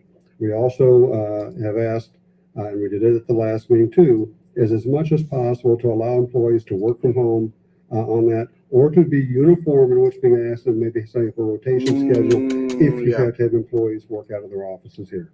So whether, as long as we have some uniformity, where each department's doing the same thing, and we're taking all proper precautions, that's all we can ask of administration on that. Yeah, administration, you're so good. And so those are the two things. Is first of all, thank you for the resolution. Thank you so much. You're so good to us. Our employees. And two, let's make sure that we're practicing what we preach. Everything in your resolution talks about the safety and y'all doing a great job. The morale and precautions we want to take for all employees. Let's make sure we're practicing what we're preaching. You're so good, Thank board. you. Have the best day possible. Thank you. Have the best day. Y'all so amazing. Y'all wonderful. Shut up, imbecile. Kissing the butt of the board and the superintendent. But shut up. Shut up. This concludes our public comment period. Our next item, Roman numeral 7, conference presentation. A, presentation of plan of action for reopening of schools for the 2020-2021 school year. None. He puts money in the pockets of board members. They don't, because he's kissing their butt. Kiss the butt of the board. Dr. Gutierrez. I'm sorry, I was with Dr. Tipton, but can you repeat that, Pat, so that I can wake up, get back on track with my agenda? We're on item A, sir. Mira, doesn't even know where they're at. Action for reopening of schools Superintendent. for the 2020-2021 school year. Thank you. My apologies. It's that I'm multitasking here. I multitask. Shut up. Ms. Peña and Está dormido el vato. And everyone from our staff to the community. We have been working for the last several months. No, it's not true. Not true. Work on a plan for reopening our schools. Not true. For this coming year. And we have been moving very cautiously. No. And as information has been becoming available. You're using the wrong information. To either the Texas Education Agency, the governor's office, or even our county judge in our city. And so Not now true. we're at that point as a district to present our plan for reopening our schools coming up. First day of class is on August the 25th.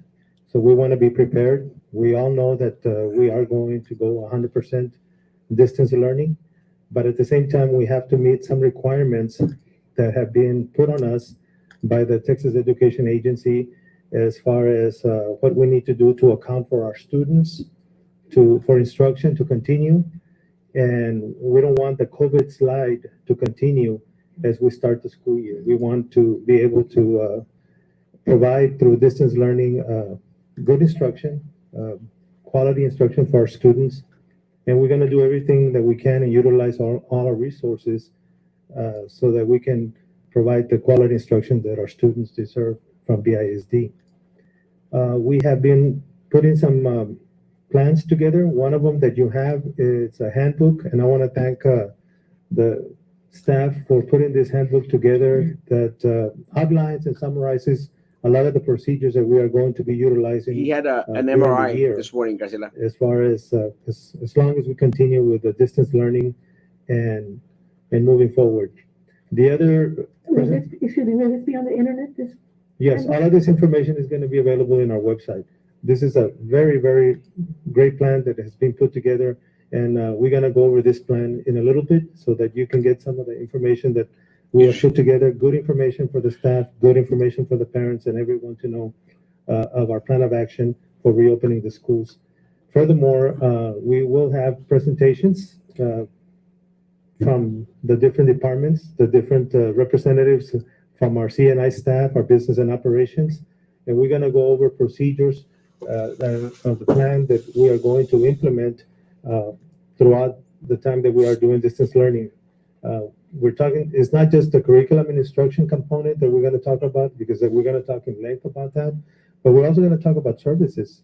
We still need to provide services to our students, from special education services to transportation, how we can utilize some of our buses and our staff, child nutrition, and our maintenance and department. So it covers everything from the curriculum and instruction to the business and operations, but it's a complete team effort that we are working together. And I want to thank the board for the support that you've given us throughout this process. And Thank you for the finally, raise. you know, we put in this plan now all together because now we have exactly what we need to do, and we have direction from the Texas Education Agency. You and imbecile. as far as what Imbecile. we need to do for this coming August. It is a very different year. We've all said this many times. Very Imbecile. different than ever before. And that's why it is important for us to take our time to present how we are going to move along in the next few months in providing the distance learning and providing the services for our students. By all means, this is 413,000. if you have any questions, and let's have a discussion about it as far as our plan and present it out there. This is something that we like to have feedback and continue discussing this with the board and everyone, but for the most part, it's near final or final plan that we are presenting to you so that everyone has direction from our principals to our teachers and the support staff. So then How we are going to be the plan is not implementing a plan of finalized then. action for reopening the schools. And again, we will take our time to present and go over everything. They are pissing all into the details wind. that we've met so many times, had so many discussions to make sure that we dotted our I's, crossed our T's, to have a complete, thorough plan and effective plan that will work for BISD, and that now we're ready, and we're ready to implement it, and we're ready to start the school year. And we're ready to, once we present it to the board today, we're ready to move on and present it to the next level, which will be our administration and our staff, so that everyone is on the same page. He and makes more everyone is than on board. president. We are going to put this plan together to open schools for the 2020-2021 school year. So with that in mind, I'd like to call on Dr. Trevino and her staff as they are going to go over their plans and their on each of their areas. And then after that, it will be Dr. Cantu and her staff also how they're going to provide the operations and the business side of the district. So Dr. Trevino, and we'll start with a handbook that we have put together, and then we'll move on to each of the divisions presenting their plan for this coming school year. Mr. Garcia? Just one quick comment. When we talk about reopening of schools, just want to clarify that what we are meaning is the starting of the school year, because we are starting with distance learning. So let's make sure that we clarify that we are starting with distance learning. people don't understand. You think we're beginning stupid of or the what? school year, not necessarily opening up the school. Hey, but you Yes, sending we should be staff very on there. conscientious because people do come into the meeting. This is a live meeting and they come in late. Just when we do make our presentation, I'd like the presenters to be very conscientious to mention this is distance learning.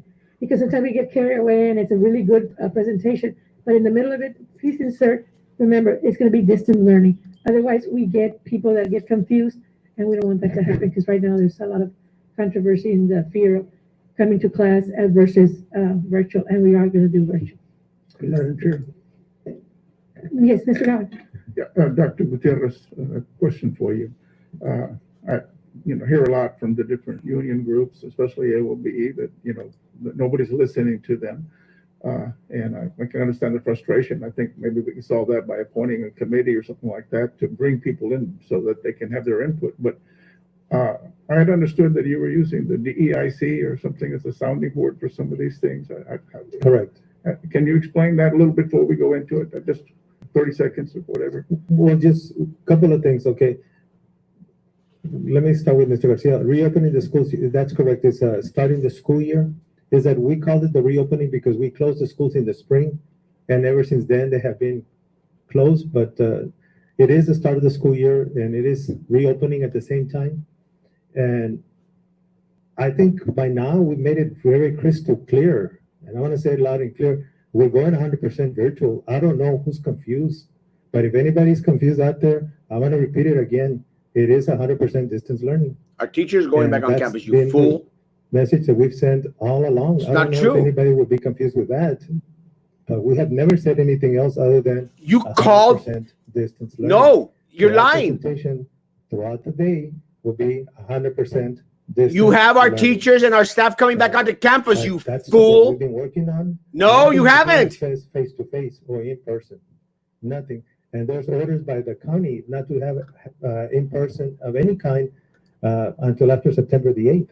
So school starts on August 25th. So we're not even authorized to have in person at all due to the county's orders. But you're bringing our people back onto Other campus. than that, because TA is allowing us up to 8 weeks, 4 weeks, and then ask for a waiver for an additional 4 weeks. And I've also made that announcement. Exactly, that we are Monica. planning to take advantage of those additional 4 weeks to go distance learning 100%. It's And not so, true.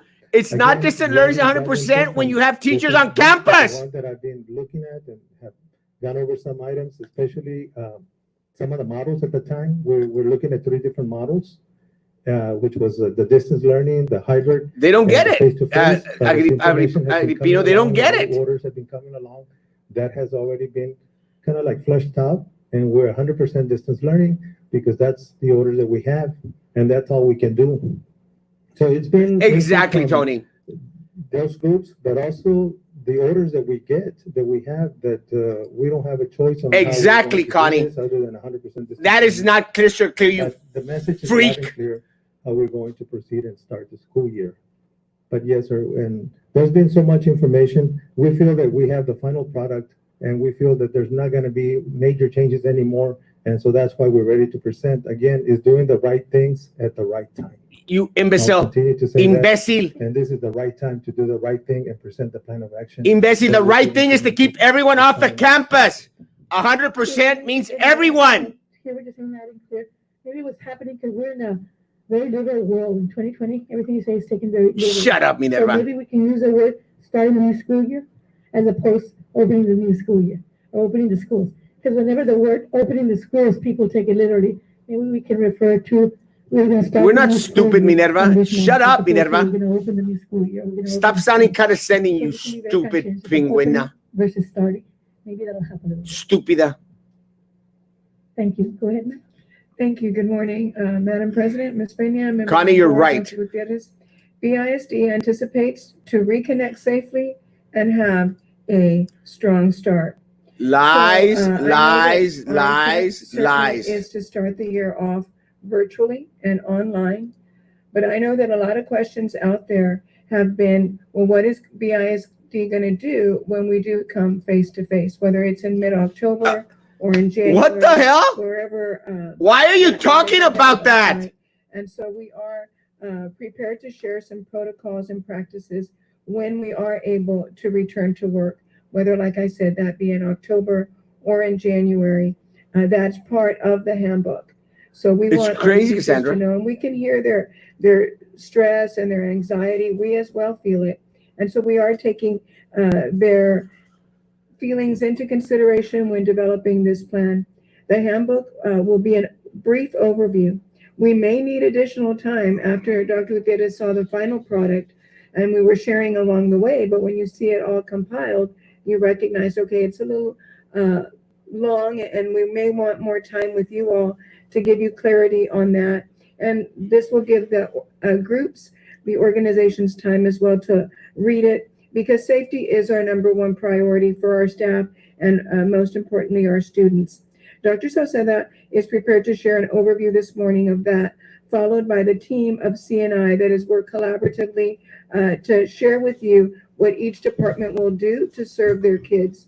Because whether it's a bilingual department or the even library services, grants, fine arts, etc., they all want to serve their kids and serve their kids effectively, because ultimately there are students in our communities. So we're prepared to announce the protocols and practices regarding synchronous and asynchronous. We will begin the year beginning August 25th, very strong and very prepared to serve our kids synchronous or asynchronous. Although if October comes, January, face-to-face, BISD will be strong. I now pass the mic over to Dr. Salceda to give you a brief overview. Like I said, Dr. Gutierrez has said that this particular handbook may need more time than this morning. This morning, mostly devoted to the opening of the schools through synchronous or asynchronous, which is a virtual start.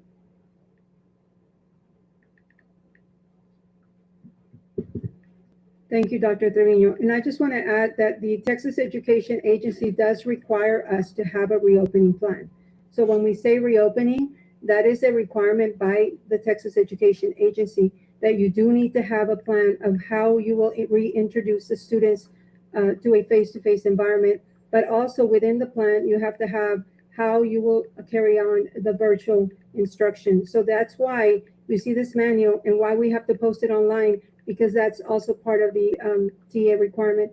The addition requirement is the instructional continuity plan, which is also included here, and which is everything we're going to present today. That is the instructional continuity plan that was developed by the Curriculum and Instruction Department. If I can have you, now this is not going to be part of the PowerPoint, but I want you all to please turn to page 11, board members, on your manual. On page 11, you will see the BISD timeline. It covers when the teachers will be coming or virtually attending their staff development. So August 19th and 20th, we will have a virtual staff development. And it's going to be comprised of a variety of Idiots. different topics that will It is not strengthen how to 100% carry distant on learning. this No way, virtual type of no instruction. shape, So no again, form. those will be the staff development days. August 21st is a district virtual staff development day. Now, we have heard from various teachers and various organizations that they want more time to plan for that virtual instruction. So we will have it built in within those days for No them plan. to plan and get ready for their lessons and their instruction. August 24th, it is a what we call it a teacher work day. We've always called it a teacher prep day. Teachers are not being mandated to come in. However, if they want to go and get their resources, if they want to start, if they want to teach out of their classroom, maybe somebody might, we don't know. But if they do, everything, they will just need to check with their principals and make a schedule for them to come in if that's what they want to do. Like I said, it's to pick up their resources and so forth. The rest of it is basically the same as in accordance to the calendar, with the continuance of December 18th, the last day of the first semester.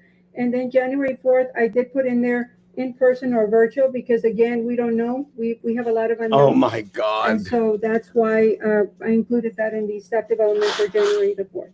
So again, that is just our district timeline that is my aligned Lord. to the calendar. If you go to page, excuse me, they got stuck together. On page 14,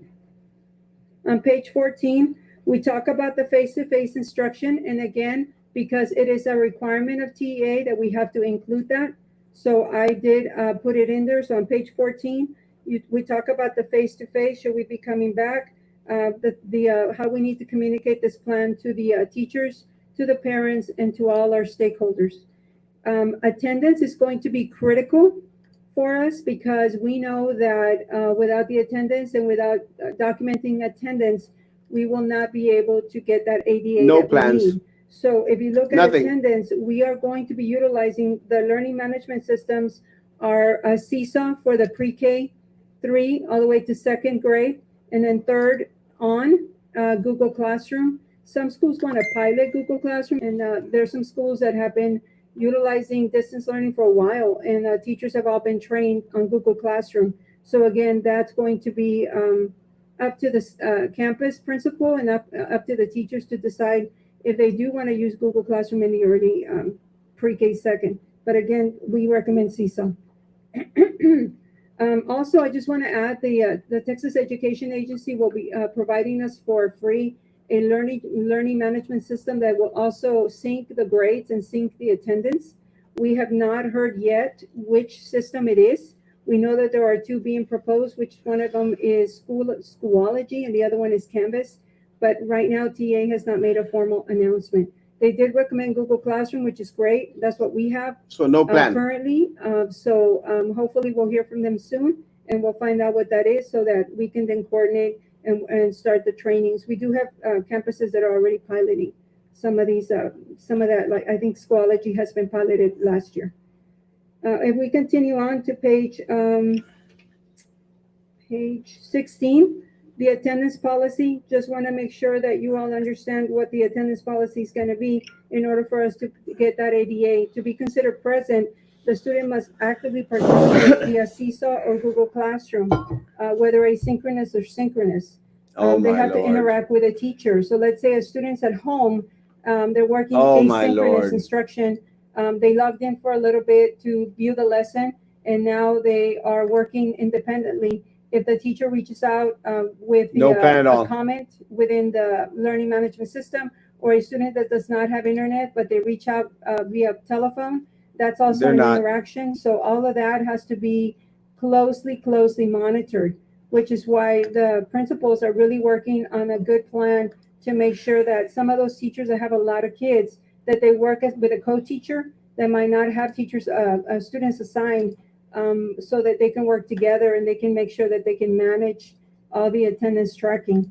The submission of assignments has to be completed via the Seesaw or the Google Classroom, or if a student does not have internet, they can utilize the app Remind, and Remind allows you to take a picture and send it in like a text message, and so that's also a way to submit the assignments. If you look on that page, we have the times that real clearly for parents to understand and know, and for the students, that all submissions of assignments have to be submitted on a daily basis. So the first one would be elementary at 3:15. I'm sorry, middle school, but elementary will submit 3:15, middle school by 3 p.m., and then high school 4:30. Let's say the internet goes down, or they had an issue or something happened, they had a doctor's appointment, they will have until 11:59 p.m. on that same day to submit the assignment in order for them to be counted present. Okay, so it really lays out to the parent, this is at the time that they have to finalize, submit on a daily basis. And please stop me if you have a question. On the grading policy. Ms. Peña. Go ahead, ma'am. Question. Yes, ma'am. Dr. Gutierrez, can I address Dr. Sosa? I'm just concerned about the time that the assignments are going to be due, because we, within the community, we do have a lot of it, many essential workers, and they may not get to, the assignments until after the 3:15. Not necessarily that the internet goes down, but just other circumstances that can take into that we need to take into consideration. Right, which is why they have till midnight. If they don't submit it on that time, they have until midnight. So okay, yes. I Yes. understood that it was only if their internet goes down. No, well, let's say they, for whatever reason, they communicate because the parent's not there to help them. Anything can happen. I was just giving an example. Okay, thank you. Okay. Thank you. Thank you. On the grading policy remains the same as previous year. We have to keep with the same grading policy. In other words, if you have a student virtually learning and one that's face-to-face, the grading policy has to be the same for both. You cannot, not give points to a student that's home learning versus a student that's sitting in the classroom. So grading policy has to be consistent, and it has to be the same as we have adopted and approved by the board. For progress monitoring, this is going to be critical for us as well, because STAR is not going away and EOC is not going away. So we have to continue ensuring that our students are ready for the STAR test. So basically what we're going to be utilizing for progress monitoring will continue to be Seesaw and Google Classroom. But in addition to that, the Curriculum and Instruction Department has a calendar of the checkpoints, just like we've done every year. And we're going to be utilizing Eduphoria and Tango, which is what we use. And teachers can draw the data from Eduphoria and Tango. So they'll continue to monitor their students, monitor the needs of the students. And if students need any type of remediation, they will be able to do so, just like we do the tutorials. Not to them, Nettie. They would be in a small group kind of situation after the normal working hours. They do get paid for tutorials, teachers, and they can work with those students that need the extra assistance, like your ELs, your special ed, your dyslexia. Oh my, Tanya, you're so right. Teachers will continue to monitor their Oh progress. my God. Again, the TA has us identifying our focus schools. God. Because we don't have any data for 2020, My We're going to God. continue to utilize the benchmarks we had during this, and we were doing so well, and it's so hard to accept. We were moving along so well, but all that benchmark data we're going to utilize to identify our focus campuses. And our CNI has already. I met with all the CNI department. They know that this is what we're going to do, so they're going to virtually do some walkthroughs, observations, feedback to teachers, trainings, you name it. Just like we've done, we set up a calendar to continue working with our focus schools and continue to monitor the progress. If we turn to page,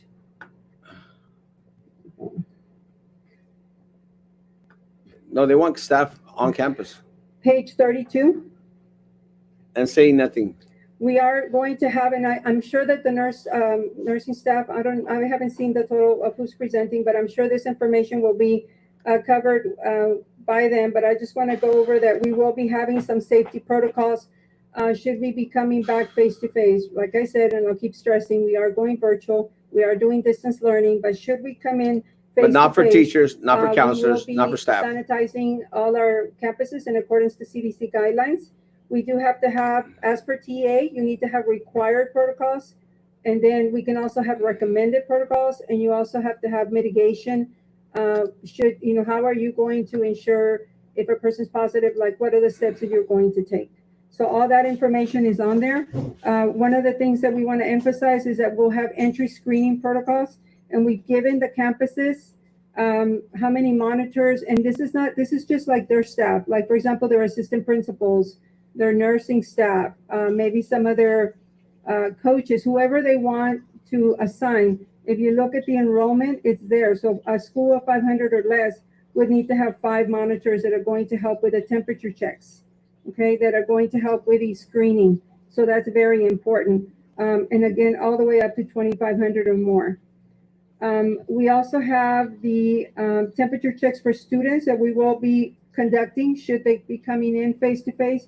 I know that we have plenty of thermometers that have been provided and will be provided, so every campus will be fully staffed. One of the other things that you need to know is that the Texas Education Agency is asking for proposals right now for a screening app. So that screening app will be available to the school districts for them to utilize to do the screening, to make sure that they're checking for symptoms and so forth. So that's also very important to know. And again, as TEA makes updates, we will continue to update the manual online. The faculty and Excuse staff, me. yes. Dr. Salcedo, to the learning management system. So Yes. you're saying no selection's been made by TEA? Because I understood they had selected Schoolology. No, ma'am. They have not officially done any type of announcement. It's supposed to be done today, is what Dr. Cantu was saying. Okay. And if it's Schoolology, we're okay with that. It integrates with what we have, right? Exactly. What Schoology is like you can still utilize Google Classroom. You're not going to have to change because Google Classroom is sort of like picture, if you're looking at the screen and you're looking at the Schoology, and it has like the different assignments that the teachers are working on, but they also have Google Classroom within it. Oh, my So Lord. then you can open it up and work with Google Classroom as you've been trained to do. Mhm. And then Seesaw's also in there. So they'll do the single sign-on just like they always do. And the thing is that as they put in grades, let's say you put a 65 and then you go back and change it, it'll update to our management, our student information system, which is eSchools. So it integrates with eSchools. Okay. Are all our schools equipped now to use Schoolology? Because I understood we were also pushing another product or something. No, I think we're waiting. We're all waiting on the announcement from TEA. And if TEA does whatever they choose, that's what the district will use? It will Yes. be free for 2 It'll years be free for and 2 years. district-wide, that's what we'll use. Yes, ma'am. Okay.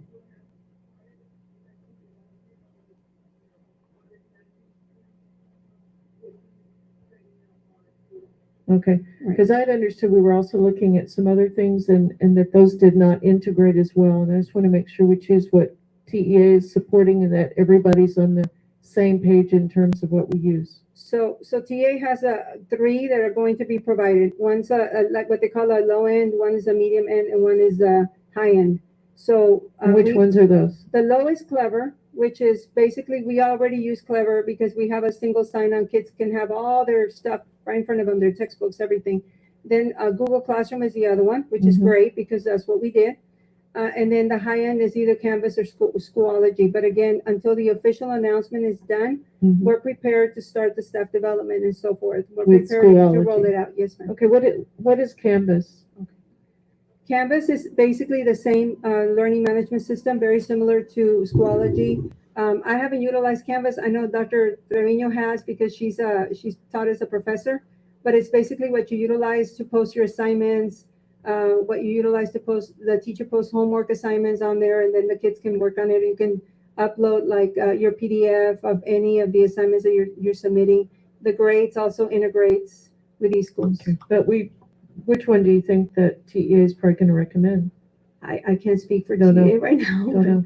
Okay. I'm not sure. But we're going to use whatever the state We're going provides. to use whatever the state District-wide. district-wide. Okay, perfect. Yes, Thank you. Ms. Brown, simply because TA wants us to be uniform in this system for the state, throughout the state. That's why they're going to provide it to every district for free for 2 years. So it's to our advantage to utilize it, especially because we'll be in line with what TA is going to select for us to be able to do all our reporting with them. Okay, because I'd understood we were trying some other Unfortunately, products, but I'd prefer Dr. that we Sauceda use whatever the shouldn't be state's presenting doing that what we want to the do. health medical Yeah, side of We the wanna follow operations. TA's, That should be heard from the nurse. recommendations and guidelines, especially when it's free and we don't. Oh, have to pay for it goodness and it covers gracious. And it service. integrates with what we already have. Correct. Okay, all right, Correct. thank you. Yes, ma'am. With that question, I have one, because I've been asked and a concern about Teams, Microsoft. Have you guys been approached with that question and concern about some of the teachers in high school have been using that? So will they be allowed to continue with that because program, or how is that gonna work? Or we're gonna use whatever TEA says across all levels of learning, all grade levels? I can speak for what CNI is recommending, okay? And what CNI is recommending is that we utilize Google Classroom because of the fact that we want to be uniform. Microsoft Teams, we use it a lot for the administrative meetings, and we're going to continue to utilize that. I know that No, some she of won't. the CTEs, teachers utilize Microsoft Teams, and it is Oh, my very similar God. to Google Classroom. Again, the principals are their kings and queens of their domain. And if they want to allow their teachers to utilize Microsoft Teams, it's a great product. No system in place. I truly, and again, I'm not speaking for the entire district, but the recommendation from CNI is that we stick to one system. But again, if they want to use it, ma'am, it would integrate also within the same kind of system. So it wouldn't be a problem. So they would be, because I know that dual enrollment teachers use that and they're more comfortable with it. So I guess what I'm hearing is that that's a program that allows them for better teaching and reaching out to the children, and is protected. If it was a better protected program, that would be something that would be allowed. No, she's You out. want to answer that, Dr. Gutierrez? We're trying to stay consistent with Google Classrooms, but like she says, Dr. Sauceda, is that the Microsoft Teams it's also aligned to the platform, and if some teachers may want to use it, we would have to look into it, but we'd rather have everyone to be consistent with Google Classrooms, especially because it's not much of a difference as far as the software, or the technology of either one of them, but it's trying to be consistent as a district. Just like TA wants us to be consistent, we need to be consistent within our own system inside. Go ahead. I agree. We need to be consistent from now on. I mean, I know last year we had a lot of different platforms and we didn't have the consistency that we really need this year. So all our teachers are trained and they're proficient on Google Classroom and Seesaw. Yes, and well, let me just add, this summer, we've been emphasizing a lot on the Google Classroom. I have the young ladies that work for the ISET department currently creating modules for parents. So we already have them posted online, but we want them in English and Spanish. So we're already doing that, and we started doing it last week, and I think even before that, we already had them. Jason is right. We want to make sure that we get as much staff trained as possible. Also, because we utilize Google Classroom and we bought so many Chromebooks, we got some staff development that's going to be rolled out that they offered us up to 500 people. So the technology teachers, the TS, what we call TSTs, will be trained along with teachers that are selected by the campus principals that have not been trained. We want to get everybody trained that has not. So your answer is no. Not everybody is proficient yet Not in Google everybody. Classroom or Seesaw. Right, but that is why we're training the TST, so we can turn it around for anybody that might need some assistance. We're actually going to have like a hotline person per campus, Okay. so they will IT be assisting. assistants per campus, Yes, good. yes, that's what Dr. Gutierrez had recommended. Jason is correct. And we want to make sure that every campus and every parent that is listening, that if they have a problem, they can always call the school and somebody's going to help them.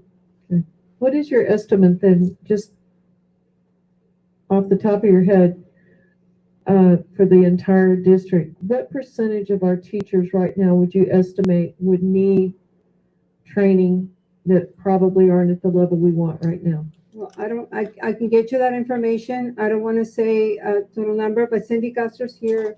I think she might be. Just a rough estimate, is it half, is it 75%, is it 25? I mean, I would say between 25 and 30%. That's still needed, I would say. Yes, ma'am. okay. Wow. Okay. And if I can please, I'm just gonna read it the way it was sent to me, so you can give me an answer. That way, it resolves the question and concern.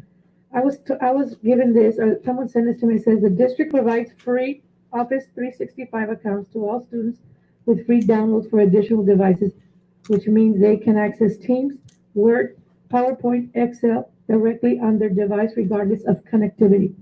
High school students are provided the opportunity to earn a CCMR point by getting Microsoft certified. Will this still be continued to be allowed, or is this something because they want us to go Google, and are we gonna make everyone stay away from Microsoft? No, ma'am. Microsoft Word, Microsoft, like Excel, all those are part of the certification. So that's going to continue, and that's why. Sylvia we said made her a question to conscious effort Minerva. to purchase laptops as well, because some of the CTE classrooms require laptops, not a Google device. And thank you. The reason I asked publicly, because apparently somewhere out there they're confused, and I wanted you to. Yeah, Right. Sylvia? The CTE Clarify teachers, that. and I may add the CTE and dual enrollment, when they work with like a TSC or UTRGV, they have to work with their learning management system as well. Okay, so I just want you all to understand that they have a different system as well. Okay, and that would include like the dual enrollment teachers, am I Yes, correct? ma'am. Okay, Yes, so ma'am. that won't affect them. No, ma'am. Oh, okay. Mr. Garcia? Yes, we mentioned that there's going to be an IT, a hotline for each school. I just want to make sure that whoever's assigned to that is not a teacher, otherwise they're not going to be available. We need to make sure that those people are Shut up, little easily lady. available because they're going to be busy throughout the day. Right, we understand that, and I think that's one of the things that Dr. Gutierrez feels very strongly about, that we make sure that we do that. You want to answer her question about the training, Cindy? Ms. Brown. Hi, Ms. Brown. I'm trying to take this off. So what we have done in professional development. Hi, is Cindy, we've don't take it offered off. Quite a bit of technology trainings. As a matter of fact, all the trainings are held during the summer. And since March, 53% of those trainings through departments were all in technology. From that, the Microsoft Teams, we had a total of 202 workshops with 5,179 participate in those workshops.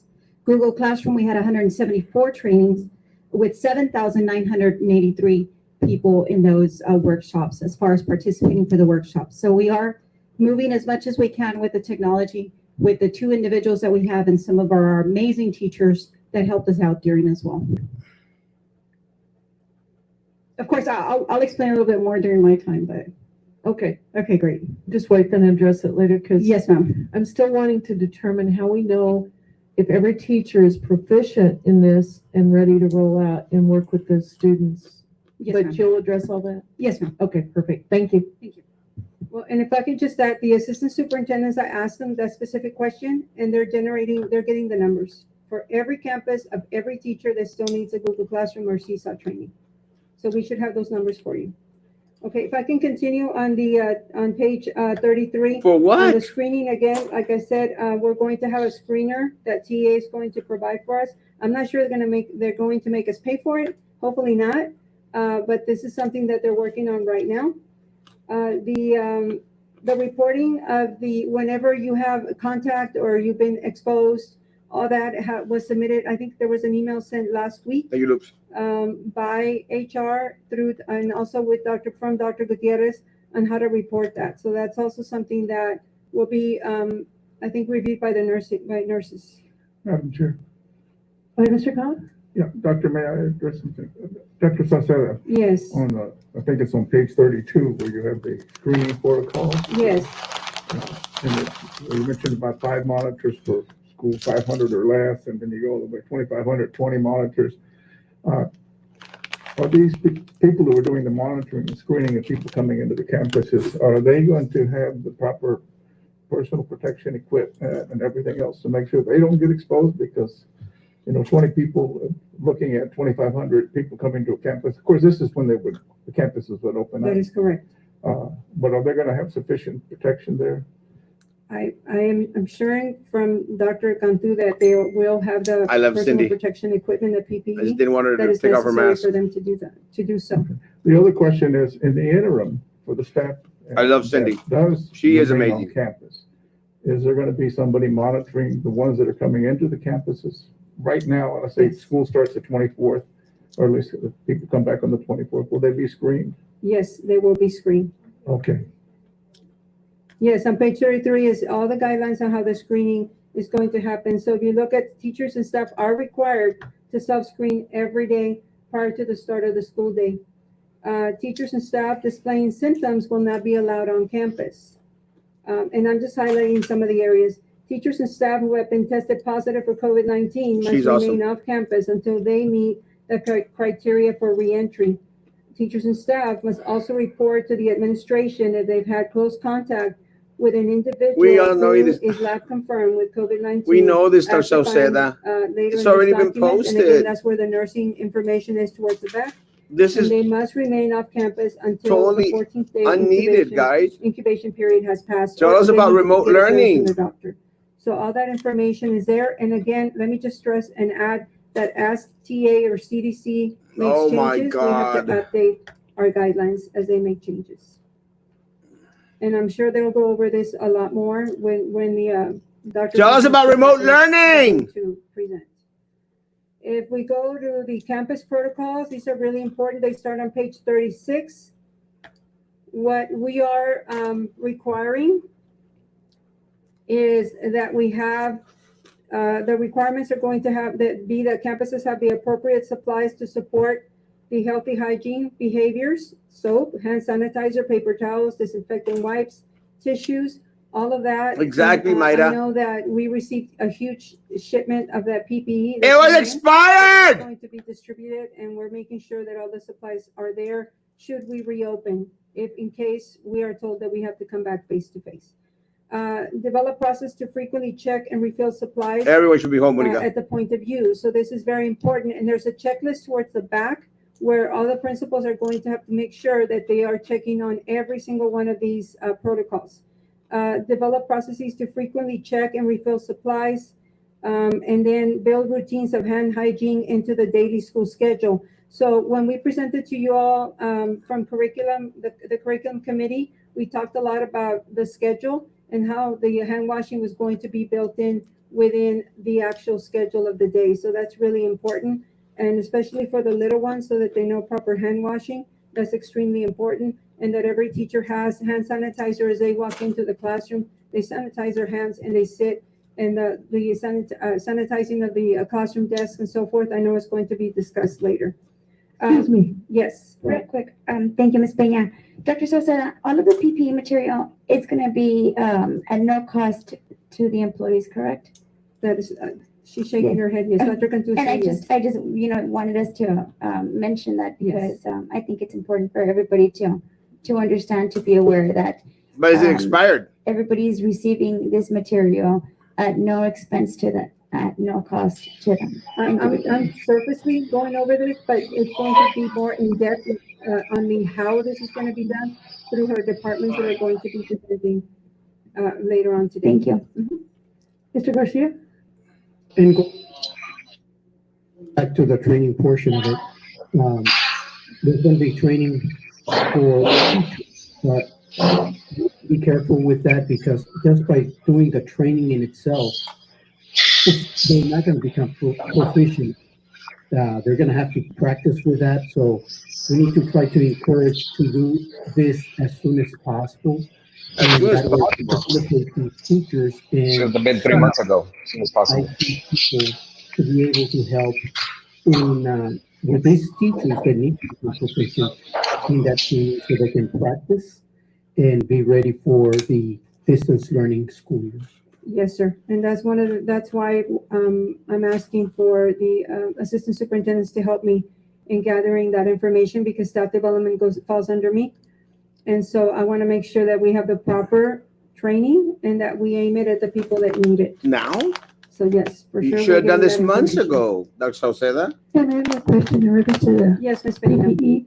Are we gonna make sure that all the equipment? Erasmo, what about the counselors, man? The counselors are gonna be sent back on Monday.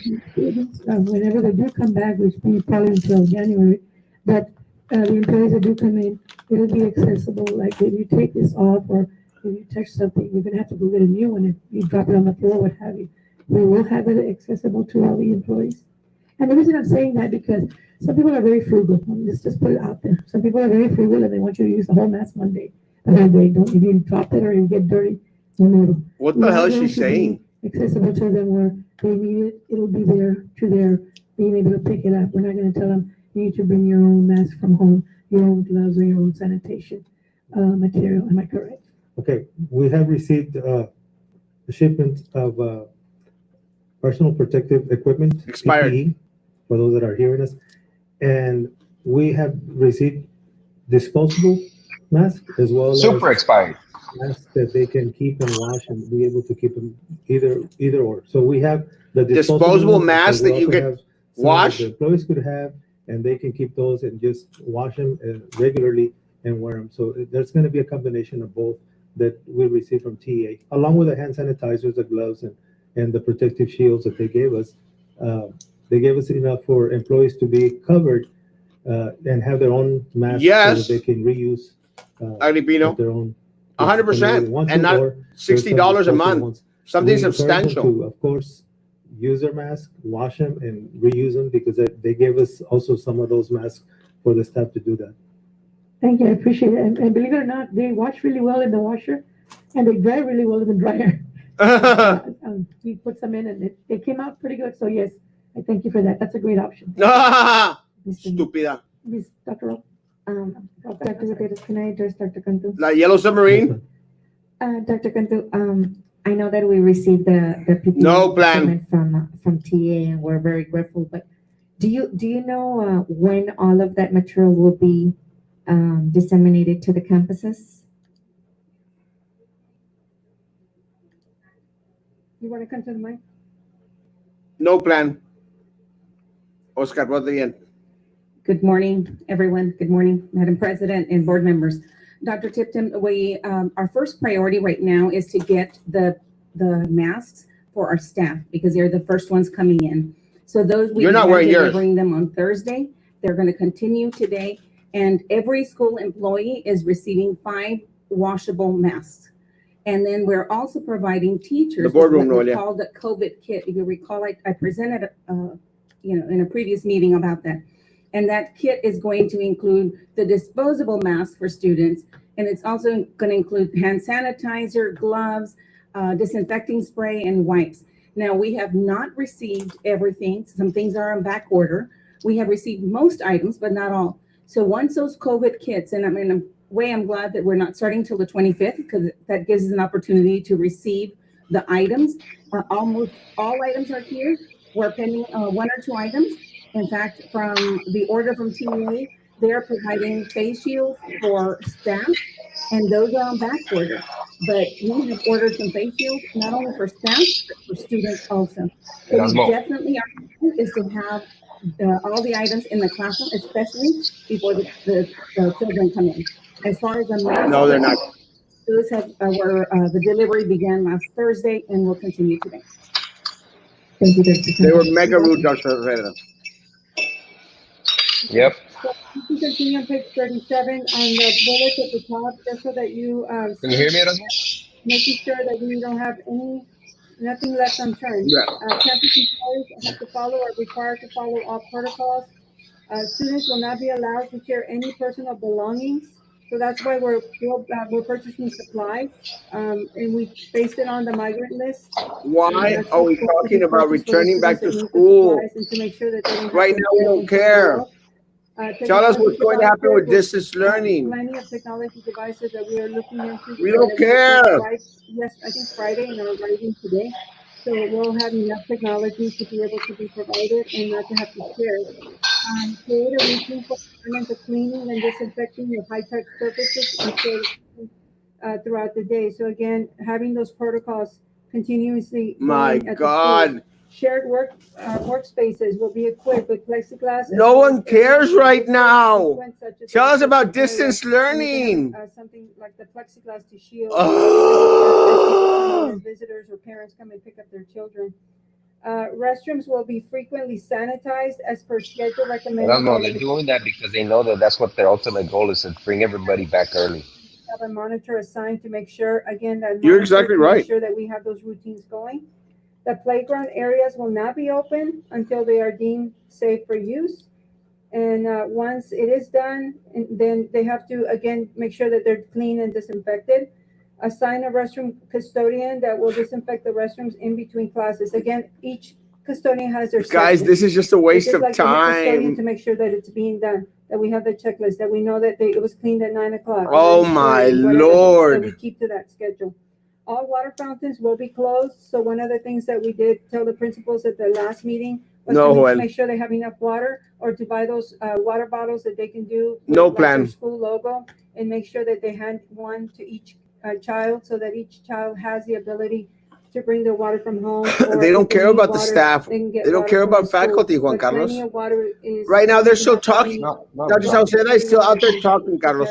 Talking about returning back to campus. Area, and we don't want that to You know happen. why? Because they're talking about what they're buying. What if you notice, what kind of Chromebooks, what kind of laptop? Those are all purchases.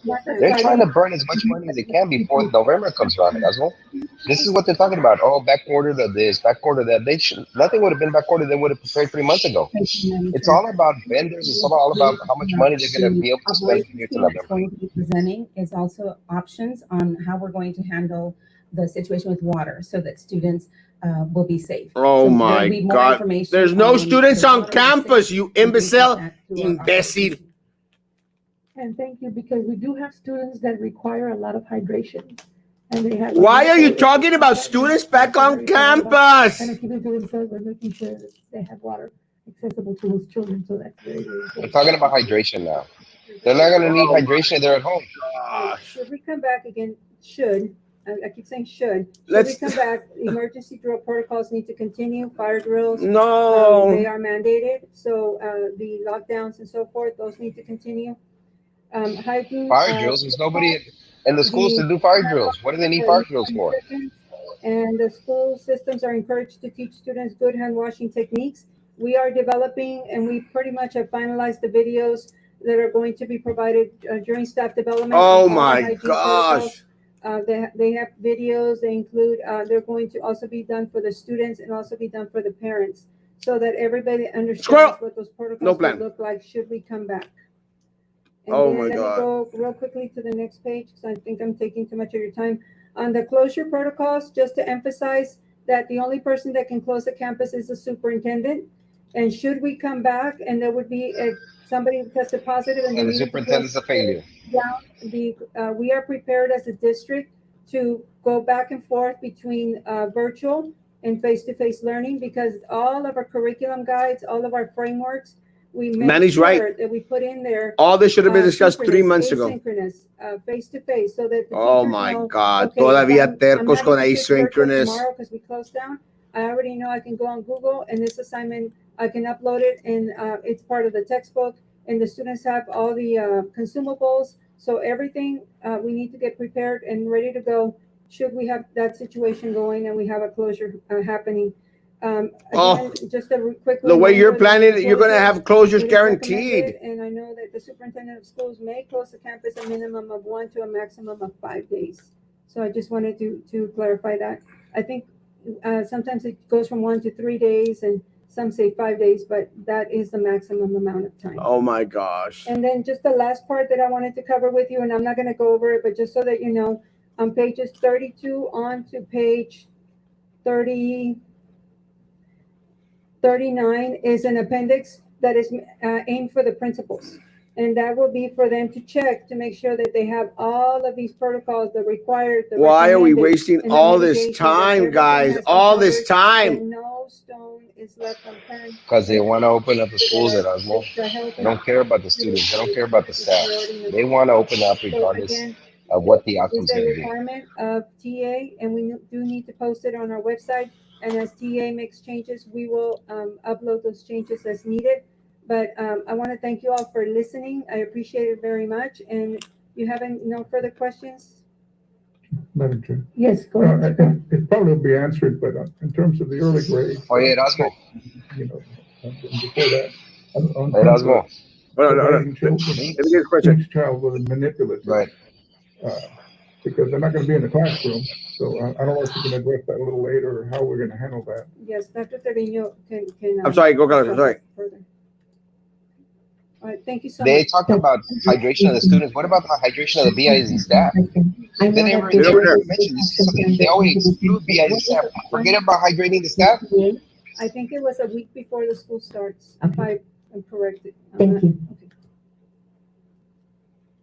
Thank you, Dr. Salceda. And again, let me reiterate, this is a handbook. It just gives you the general information. Who cares? Our procedures from distance learning. You should have done that a long time And ago. all our procedures as required by TA. Very valuable information. No, it's not. Good information, excellent information. That No. It will be posted in our website for everyone to view and to have access to this because this is a quality work that was done by the staff. No. It's very informative. It's not, and it gives Gutierrez. Specific instructions on No. procedures. So thank you, Dr. Salceda. Thank you to It Dr. Trevino isn't. and your team for putting this handbook together. Now we're going to shift and move on to the details of how to start the school year with the distance learning and how we're going to implement it in different departments and different areas so that the plan is in place and everyone knows what we are going to do come August 25th, and All right. we start with the distance learning with our students in BISD. All right. We You have should start off with everyone that. out in their plans and how they're going to address the needs of the students. Really, that's the bottom line. This plan is all about addressing the needs of all our kids. So go ahead, Dr. Trevino. No, I think that was a great introduction, Dr. Gutierrez, for what's to come. Oh, it's so wonderful. Otra lambiscona. Essentially, so Otra lambiscona. grades moving on to elementary, the early childhood, lower grades in middle school and high school, and then all the departments. So we'll start with Miss Maria Gonzalez. My Lord. Good morning. Board President Peña, Superintendent Gutierrez, members of the board and audience. So we're all here to support our youngest learners with a strong start. And so you have here our community workers, because the whole first semester is all about them, their family, the community. So here's some of our teachers. That's right, Sandra. That's right. Know those letters, because our system for attendance, that's how you see it. When you see P3, it's about pre-K 3. When you see P4, it's about pre-K 4. Okay. So here we are going to provide, as somebody asked about materials, we're going to have a distribution for parents starting already on the 10th. And our goal is that by the start of school, everyone has these materials in hand. For pre-K, we are going to be virtual, everything asynchronous, but No. we are going to provide. Teachers are going to pre-K clean the because classrooms. They're so young, and instructional packet. We've already put together 8 weeks of instruction. And the That's what they're going to instructional be doing. packet, I tell you, is very parent friendly. We made sure that they have instructions in both English and Spanish, and then the worksheets and all the manipulatives that they're going to need, the little arc, the letters, everything is going to be in there. Technology, yes, they're going to be working with technology within the system, of course, with their teacher. But even if the parent has a device, they will also, and again, that support in the instructional packet will be there. With the district purchase school supplies will include all sorts of things that they can definitely create those manipulatives that they need. In these early grades, it's those letters. It's those letters. And most of the teachers have already informed their parents, the dollar store has the little letters, but if not, you can cut them out.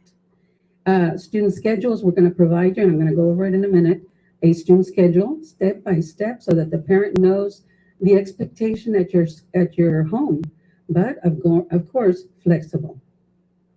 And then an introduction letter for them. And the next slide shows you that we are, because TA will ask us this in the plan, are you going to be able to provide a high quality instructional program? And these are the checkpoints right there on the side, and these are the supports, but the checkpoints tell you, do you have a curriculum in place? Yes, we have our framework. Everything is available for them in the framework, all the links. In pre-K, you don't have a textbook.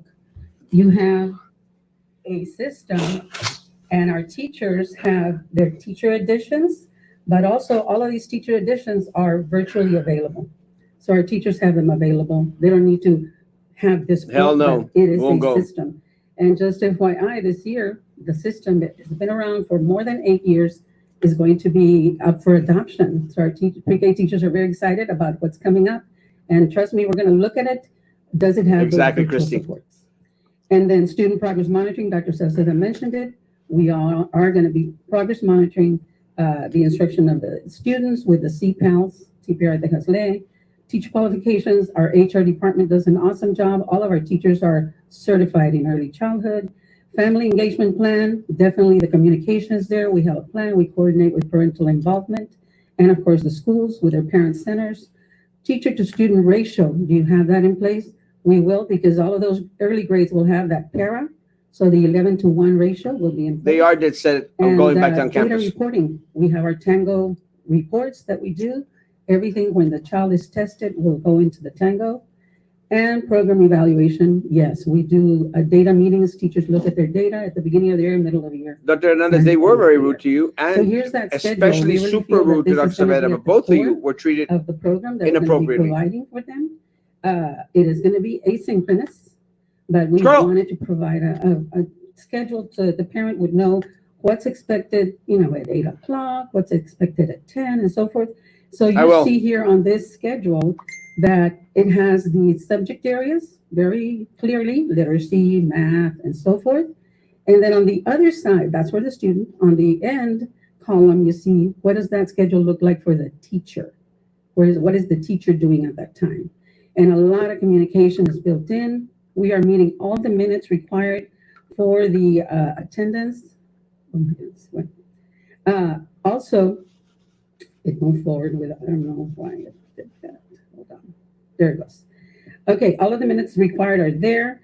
And you can see also, Dr. Salceda mentioned the daily progress measures. What is required for us to get this attendance for our students? Money. At the very top of the schedule, that they work with the LMS system, Seesaw or Google Classroom, you see it there. Number 2, that there's interaction with the teacher, email, pictures, text, whatever. And then finally, completion of the assignment. And we have those little assignments throughout. We're meeting the grading procedures that we have in place for our district. We made sure of all of that. Question. Yes. May I, Dr.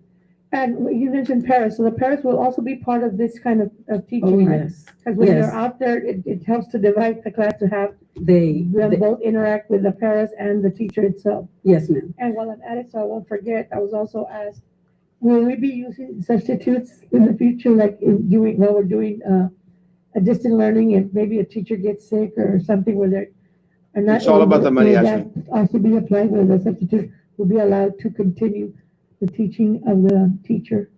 You're That's a good 100% question, Paulette, Ms. right. Peña. It's come up a couple of times.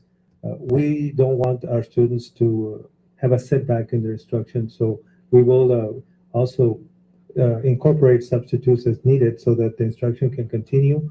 And also, we have some awesome substitutes. That's a that we great don't wanna question, leave out Carlos. in this That process. is If they a can help great, us great and- question, and Carlos. where teachers may be out. Guys, this and is a bring them great in to question. Help us. Absolutely, we want to. And they're all great. This is a great, great question. The child does not miss out on instruction. Thank you, I really appreciate that. Thank you, ma'am. Yes. And the teachers, of course, will have their planning stipulated in the schedule too. But lots of communication is the key to this grade working effectively. The next slide shows you the frameworks, because that schedule is supported by the curriculum framework.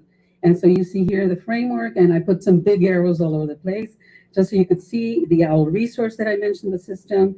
The digital links are all throughout. as you can 2 see, all that meetings green. on The face-to-face. fluency piece, the literacy, the letters. We are addressing the pre-K guidelines. The other grades call them TEKS or TEKS, but we call them pre-K guidelines for early childhood. And the technology is there with our Hatch, which is our high quality component. and all of the lessons have been incorporated into Seesaw. The next page, so that was the scope and sequence, real broad. Most of our principals We will use address that to tonight, 9 check, p.m. test. Are we on target? What letter are we doing this week? What is our theme? All of that was there. The next page gives you the weekly. This would be behind the scope and sequence. They are bola idiotas, Week Frank. by week, our curriculum frameworks give you exactly what's going on in what area at what time, and even in there, you can see it. All the links are provided for the teacher to support the instruction. The next I feel the page teachers too. gives you, somebody asked about professional development. This grade has gotten lots of supports. We have the resources available that I mentioned, the online assessments. We've already spoken to the company. How is this assessment going to be given to the child digitally? How is the parent going to support the assessment? So we've already worked that out. We're going to have training available for the teacher as to how this is going to happen. We will, And Maria, we'll the try. professional development sessions are all on the side right there. So to answer Ms. Brown's question, definitely, I was in charge of professional development, so I know that that's such an important not the driver slightest, of James. anything that's going to work, that you train the staff. The next slide, communication, progress reports for the parents. We already have the letter ready from our superintendent telling the parents, this is what's the first 6 weeks, these are the themes that we're going to work with, and this is how your child is doing. And then after that, in eSchools Plus, we'll send the progress report the second, third, fourth, and so forth, 6 weeks, as to how the child is developed or is still developing in their guidelines. Communication continues. We're going to have our early childhood website as part of curriculum and instruction. All of the frameworks are going to be there. We've been getting calls from the teachers already. We're telling them they're going to be posted just like last year in the Curriculum Weebly website. And also we always provide our early childhood handbook for the principals, for the teachers, that has all the procedures. We've been doing that because we want to support teachers, and especially since they're the first contact for our brand new parents that have so many questions, and we want to be consistent across the board. So we have our handbook, and I always provide the board members with one, so you'll be all getting early childhood handbook too. And then the next page gives you, these were our numbers last year. So 1,200 kids we serviced last year. And then in pre-K4, 2,300 plus kids. And I was checking with Julie from Computer Services this morning again. Where are we at with pre-registration? Because right now in our website, if you go on there, you see this lady with her daughter, lots of parents clicking there. I can tell you that as of this past Friday, 800 plus parents have filled out that survey that's on our website. So that's 800 parents that already did. And we sent them an email, we sent them the forms. So we're working hard at pre-registering. Of the 800 plus parents that registered for any new grade, over 500 of them are in pre-K. So that is working really well. We always send the ads, both on our website and the Herald, you name it. I've been getting so many phone calls from parents, and they're very appreciative of us posting all this information on our BISD website. So thank you, Mr. Moody. Ms. Peña? Yes. Go ahead, Dr. Tipton. Dr. Mayor? I just have a question. It looks great that, and I know that you mentioned that it's been posted in the Herald. Is it also in Spanish? English and Spanish. Thank you. Everything, yes. Everything. And the packet that we are preparing for them, English and Spanish, because we want to make sure they all have it. And this slide on the pre-registration, as I said, we want to continue. We know communication is the key to all of this. And so if you can think of anything, any question you might have that I can support this first contact with our early learners, I'm more than open to it. You all have my number and email. Thank you for your attention. Any other questions? I just wanted to make a comment. I want to thank you because I know how difficult it is to get a 4-year-old to pay attention. I have one as a granddaughter. She is wow, completely wow. So my hat's off. And for people who don't understand, it's a lot of work and it's a huge challenge for the parent. Yes. And I know that they're going to be out there maybe singing and dancing, because once you make that kind of music, you got their attention. Yes. Shut up, Minerva. Yes. So I thank you for that. And, to make sure that they're innovative, just to get that 4-year-old to just continue paying attention to the computer. And maybe calling them out by name, because it's going to be a difficult task, but I thank you. Because it's very hard work and you're doing a very good job. Thank you, ma'am. Thank you, ma'am. Next. I just want to add that everybody that's watching us out there, your 3-year-olds and 4-year-olds, register them with BISD. Don't forget to call us and register your child or any student for that matter. But since we're talking about our 3 and 4-year-olds, and there is a plan of action. No, and, you have no plan. There is a schedule. And so we have a plan in place for distance learning with our 3-year-olds and our 4-year-olds. You don't have a And I plan. invite all the parents, everyone in the community to sign them up, because we will work with your child from home and be able to provide them with the services. There is a schedule, by the way, that everybody's going to present, because we will have a schedule with the times from morning till afternoon for all of this distance learning as required by TA for us to count them as part of our attendance. Is that we must meet the minutes of instruction, and we will have like kind of like a bell schedule, but a bell schedule from home, and that they will follow. And that's what we're doing also. So You there will showed be no a plan. structured, distance learning from homes for the kids to follow, and for the parents to know that there will be times throughout the day that they'll be engaged with us through distance learning for all the students. Thank you, sir. Go ahead, Beth. Ms. Emerson? Good morning. Good morning, everyone. I hope everyone is safe and well. We want to thank, first, before we start, I want to thank the elementary instruction, curriculum and instruction staff that have been working. Has anyone learned diligently anything today? Since the beginning of COVID. I know. Has Ms. anyone Brown learned had anything mentioned today? About trainings that our department has been doing consistently, trainings for teachers in order to utilize the resources that we have effectively since March that we've been out. So they have been doing Actually, virtual Omar, trainings with on our all these online people that textbooks they're in order for them mentioning to be about utilized doing, they should have already efficiently, so that started way it. we can then start the beginning of the Because I don't school see year how the staff doing that we have right now is Also, going to be they've able to been working comply very with all the crap diligently that they just in getting the screwed out. frameworks up to par in order to make sure all of these links and resources are there, so that way the teachers have them ready for the beginning of the school year. So this has been a conjoined effort with our department, No professional plan. development, bilingual department, all the departments. But I'm very, very proud of my specialists that have been working very hard in making sure that we're be ready at the 100%, beginning Sarah. in order to service the teachers and the students of this. Nothing of our productive at all. community. Nada. So, of course, the technology devices will be given out at the beginning August 10th. Yes. There will be a scheduling done by the campuses in order for the different resources to be picked up, including technology devices. 2,000 hotspots have been purchased by the district, and they will be earmarked for elementary. Pistachios. Our K to 5th, we're very fortunate this time that they are consumable textbooks in the core You're right, area. Camilo. So Just the parents attendance. will be able to pick up those consumable textbooks, so that way they have them handy. Also, all of the resources, we have Pearson at this time for all the core areas, are available online for the teachers, which includes tests, quizzes, any type of diagnostic measures, any type Oh, of my materials that need to be Lord. linked through Google Classroom or Seesaw in order for them to utilize. We also, as has been stated, district purchased school supplies, knowing that our parents in the situation that they're in, we have been receiving a tremendous amount of calls in curriculum and instruction asking for that supply list and wanting to know what they want to get ahead of the curve in buying those supplies for their students. Well, we did that for them. So there will be instructional supplies that are being purchased by the district, and in your packet, you have a list of the supplies that will be purchased that are developmentally appropriate for each grade level.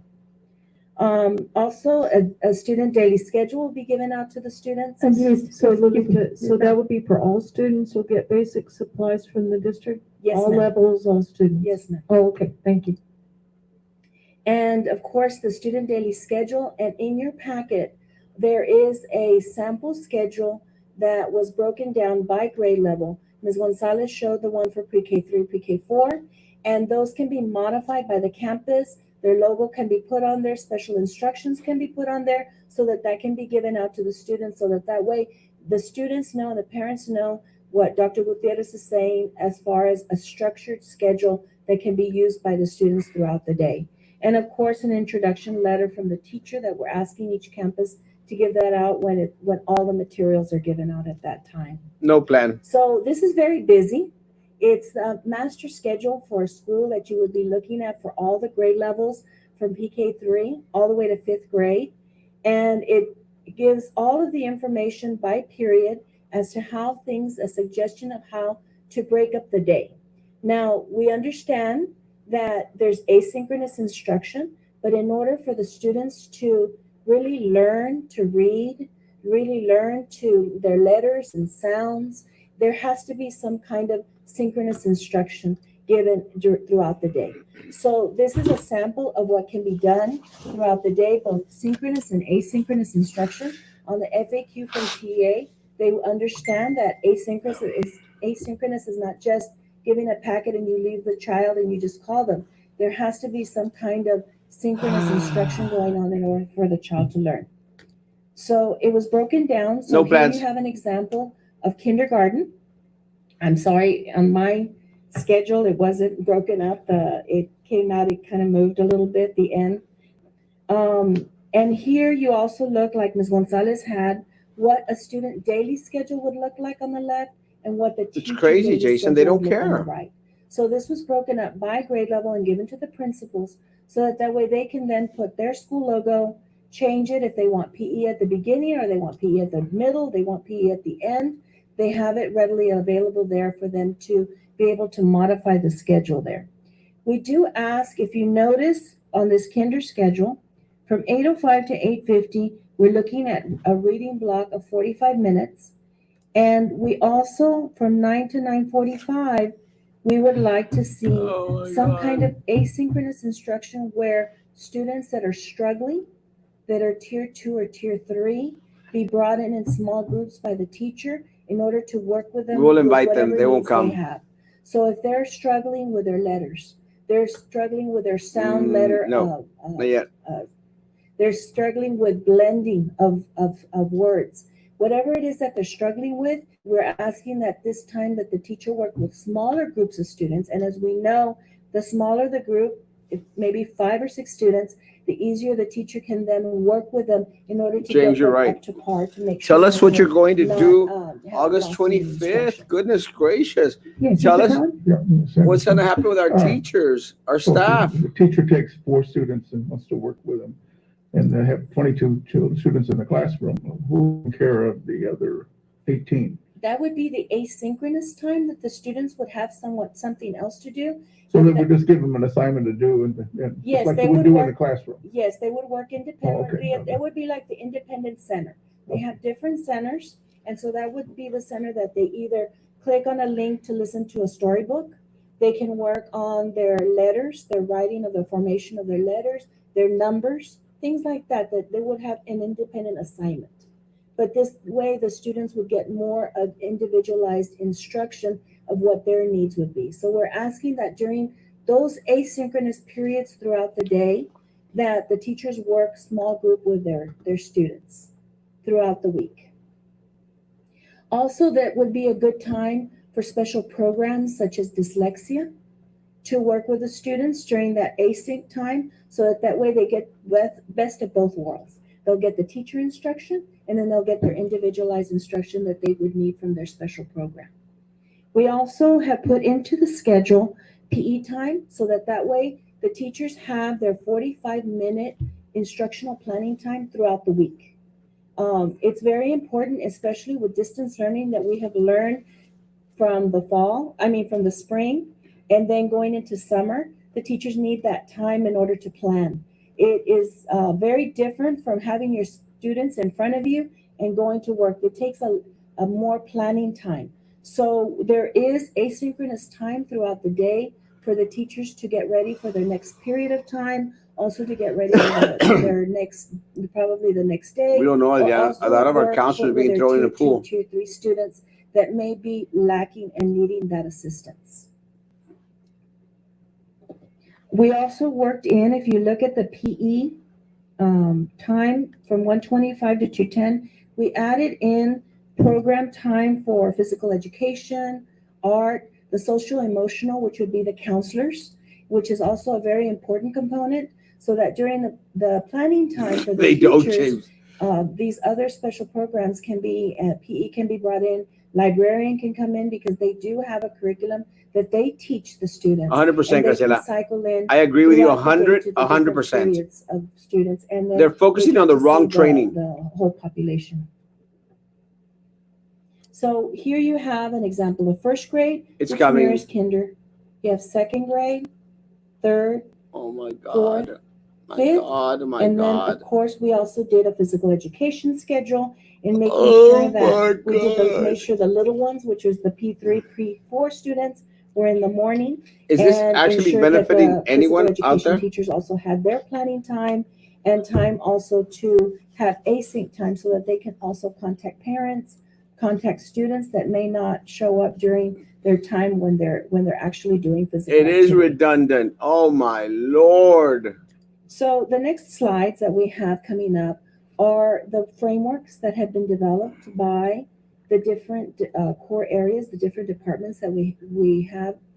And one is and just to show you that even in physical education, since that was the last slide, they'll be first today.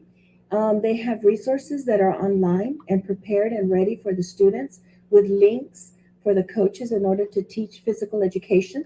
We're also, in addition to that, for pre-K3, pre-K4, the packets that we're doing, we're also including for physical education for the students, choice boards in both English and Spanish for the students. And of course, there's distant learning links. Our ELAR has resource links there. Of course, they started with a training with Pearson. It's called Savas, Training on Pearson Savas Online Resources. We will continue that training throughout this year. They had training on Google Classroom to Pearson activities. Our specialists have also done trainings for teachers in order to integrate Google Classroom and Pearson, and Seesaw. They've integrated the lessons into Seesaw for the lower grades in order for the transition to be easier for the teachers. Of course, training for online assessments. They also use, as we do My in God. pre-K3, pre-K4, the Tango. It is a waste of time. We'll be using CPAs, checkpoint assessments, and also checking for the TPR Texas Ley. We just want to know the plan. So on the frameworks and the instructional frameworks, we have links associated, digital resources. But one thing I do want to point out, that the bilingual department and our specialists have been working very closely with the curriculum frameworks and making sure that we have our online bilingual supports integrated in our frameworks. So Elevation is linked in to that for math, for science, and for ELAR at this time. Guys, is anyone wanting So to we have stay our here any plans, longer? and of I'm course, Seesaw about has done. been It's integrated about lunchtime. with creative And none tools of this on is our helping website me in in any order which for way or them to form. be utilized. They don't have a plan. Grammar resources, online links are there throughout in order to be utilized. And of course, we're going to continue with the text structures that Dr. K from Texas A&M has taught our teachers, and we integrated those in our frameworks also. They were generous enough to offer free training also at Texas A&M to our teachers during the summer. So we did have a good amount of teachers utilizing, taking advantage Zero of that plans, training. all redundant. For math, the same thing, utilizing Seesaw, Google Classroom. We integrated Elevation, which is for bilingual. And of course, all of our Pearson products Yeah, they don't have a plan. are able to have the math diagnostic system, the quizzes, the It's tests. crazy. And one thing that I believe Ms. Peña was talking about, the Pearson also has math manipulatives, digital tools, math tools in their system, so that the students can use. There's counters, I mean, and they're there's trying to put different things lipstick that on they the can pig. use in order to reinforce the skills that need to be taught. Of course, we have our Pearson resources, Oh, our it's stupid. links, I'm of gonna course, end for our this bilingual because supports. I'm We getting also bored integrated and I'm getting intervention hungry. activities and strategies Voy a that it can comer. be This used is for those boring. students that need that extra intervention.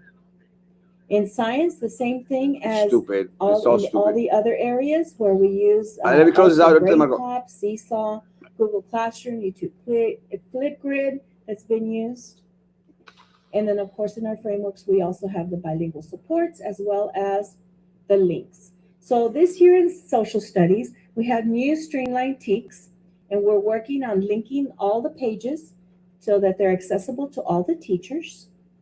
Oh And my Lord, guys, I'm sorry, guys. Google Classroom, I'm done. Realize we're in the process of purchasing social studies weekly. It's just for a waste of first and fifth time. grade in order to utilize. With I am the going to close streamlined. out. Where else can we see And the of meeting? course, through our, Go to social studies, we do kids YouTube. You'll voting see it. It'll be in on YouTube. conjunction with an MOU that we have with UTRG. No plan to mention the middle school instruction, nothing. And of course, resource links are added on there. And we also have professional development for teachers through our teams in order for them to get utilize the Dio, curriculum effectively. I love and Holy workshops. Diver. And when they click on there, they would go to this, and all the frameworks and everything would be there in a one-stop shop. And as you're looking at this on the website, all the bottom are also links that you click on, and it'll take you to additional resources. Mr. Cohen? Ms. Emerson? Yes, sir. On Studies Weekly, I know that we have handouts right now, but is that going to be digital? Yes, sir. So they're gonna Last year we had them digitally. We also did a great deal of trainings. They it's in English and Spanish, and it is able to be used online. Yes, sir. Now, will it be integrated with Seesaw or just Google Classroom? I believe it is integrated with Well, Google what I'm trying to say, James, is again, this is all a waste of time. I have my friends at the teachers unions and other individuals that are going to be monitoring the stuff. This is just really a waste of time. I'll leave it on if y'all want me to leave it on, but there's nothing being said out here, guys. And it's a whole different. They don't have a story plan. For social study this year with our curriculum writers. We've been working with. It is a Pearson, crock. being Love that you, it's Lori. a streamlined TEK. Sometimes they say streamlines is minimal, but at this time, certain grade levels became more challenging because they did make additional changes more than what we Yes, thought they were going to Tricia. be doing in elementary. Staff will be called in to work We have a lot of ASAP. textbooks, and there's digital versions of the textbook, and there's a lot of PDF. 2 weeks. All right, guys. tests that I'm students done. can take. There's nothing that's going on here. Are there going to be any kind of interactive tests that the students can do? So, that they can take a test? Thank you, guys. Like I know the math. We'll be back tonight I've with seen an some on update of what's PDF. going on. All our math, ELAR, and science, Pearson, they're able to link to a student so that they can take their test automatically. The teacher assigns the test or the quiz or the diagnostic test to the student or to their class. I'm sorry, guys. There's nothing there. There's no plan. There's nothing that we couldn't have found online on one of their websites. There's nothing there, guys. Nothing substantial. There's one thing that they're going to vote on. I'm going to have other people take a look at it. I'm bored out of my mind. Bored out of my mind. And it's just ridiculous. It's redundant. They don't care. They really don't care. It's just redundant. They started off the meeting talking about coming back on campus face to face. Who cares? Just let us know that a plan is on the website for when people return face to face, if that happens at all. Just tell us that and let people who are interested in knowing what might happen, what could happen, go on there and check it out. And good, in regards to all this stuff that they're saying about what they started to say about the distant learning, about P3, P4, PK4, PK3, PK4 element. I'm sorry, guys. That is something other that the teachers are going to have to deal with, as well as the parents. But goodness gracious, goodness. Give us a plan. Tell us something. You gave us nothing. Nothing. There's that other thing they're going to vote on. I'll get some information later on today, guys. I'm pretty much bored off my mind. And good thing is like we know, I think Frankie and I are right. And Carlos was right too. No Sylvia Atkinson. What happened? No que muy fregona. Eh? You got told by the feds, huh? You got told what's going to happen on July 30th. And I'll be celebrating. I'll be ecstatic and I'll be happy. And I'll be even more happy when they all come down.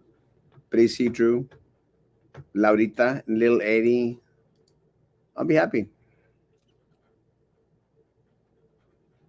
Guys, I'm done. I appreciate your patience with me. I mean, this has gone on too long. Goodness gracious. We've already been 9, 10, 11, 12, 3 hours. I'm done. God bless you guys.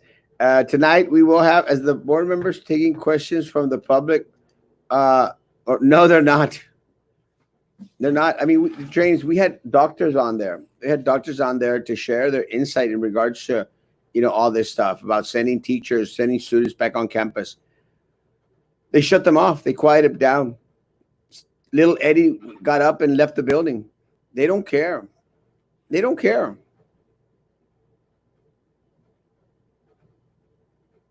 Guys, stay safe. Come back. And we'll see each other tonight at 9. Stay safe. Be good to each other, and please be good to me. Bye.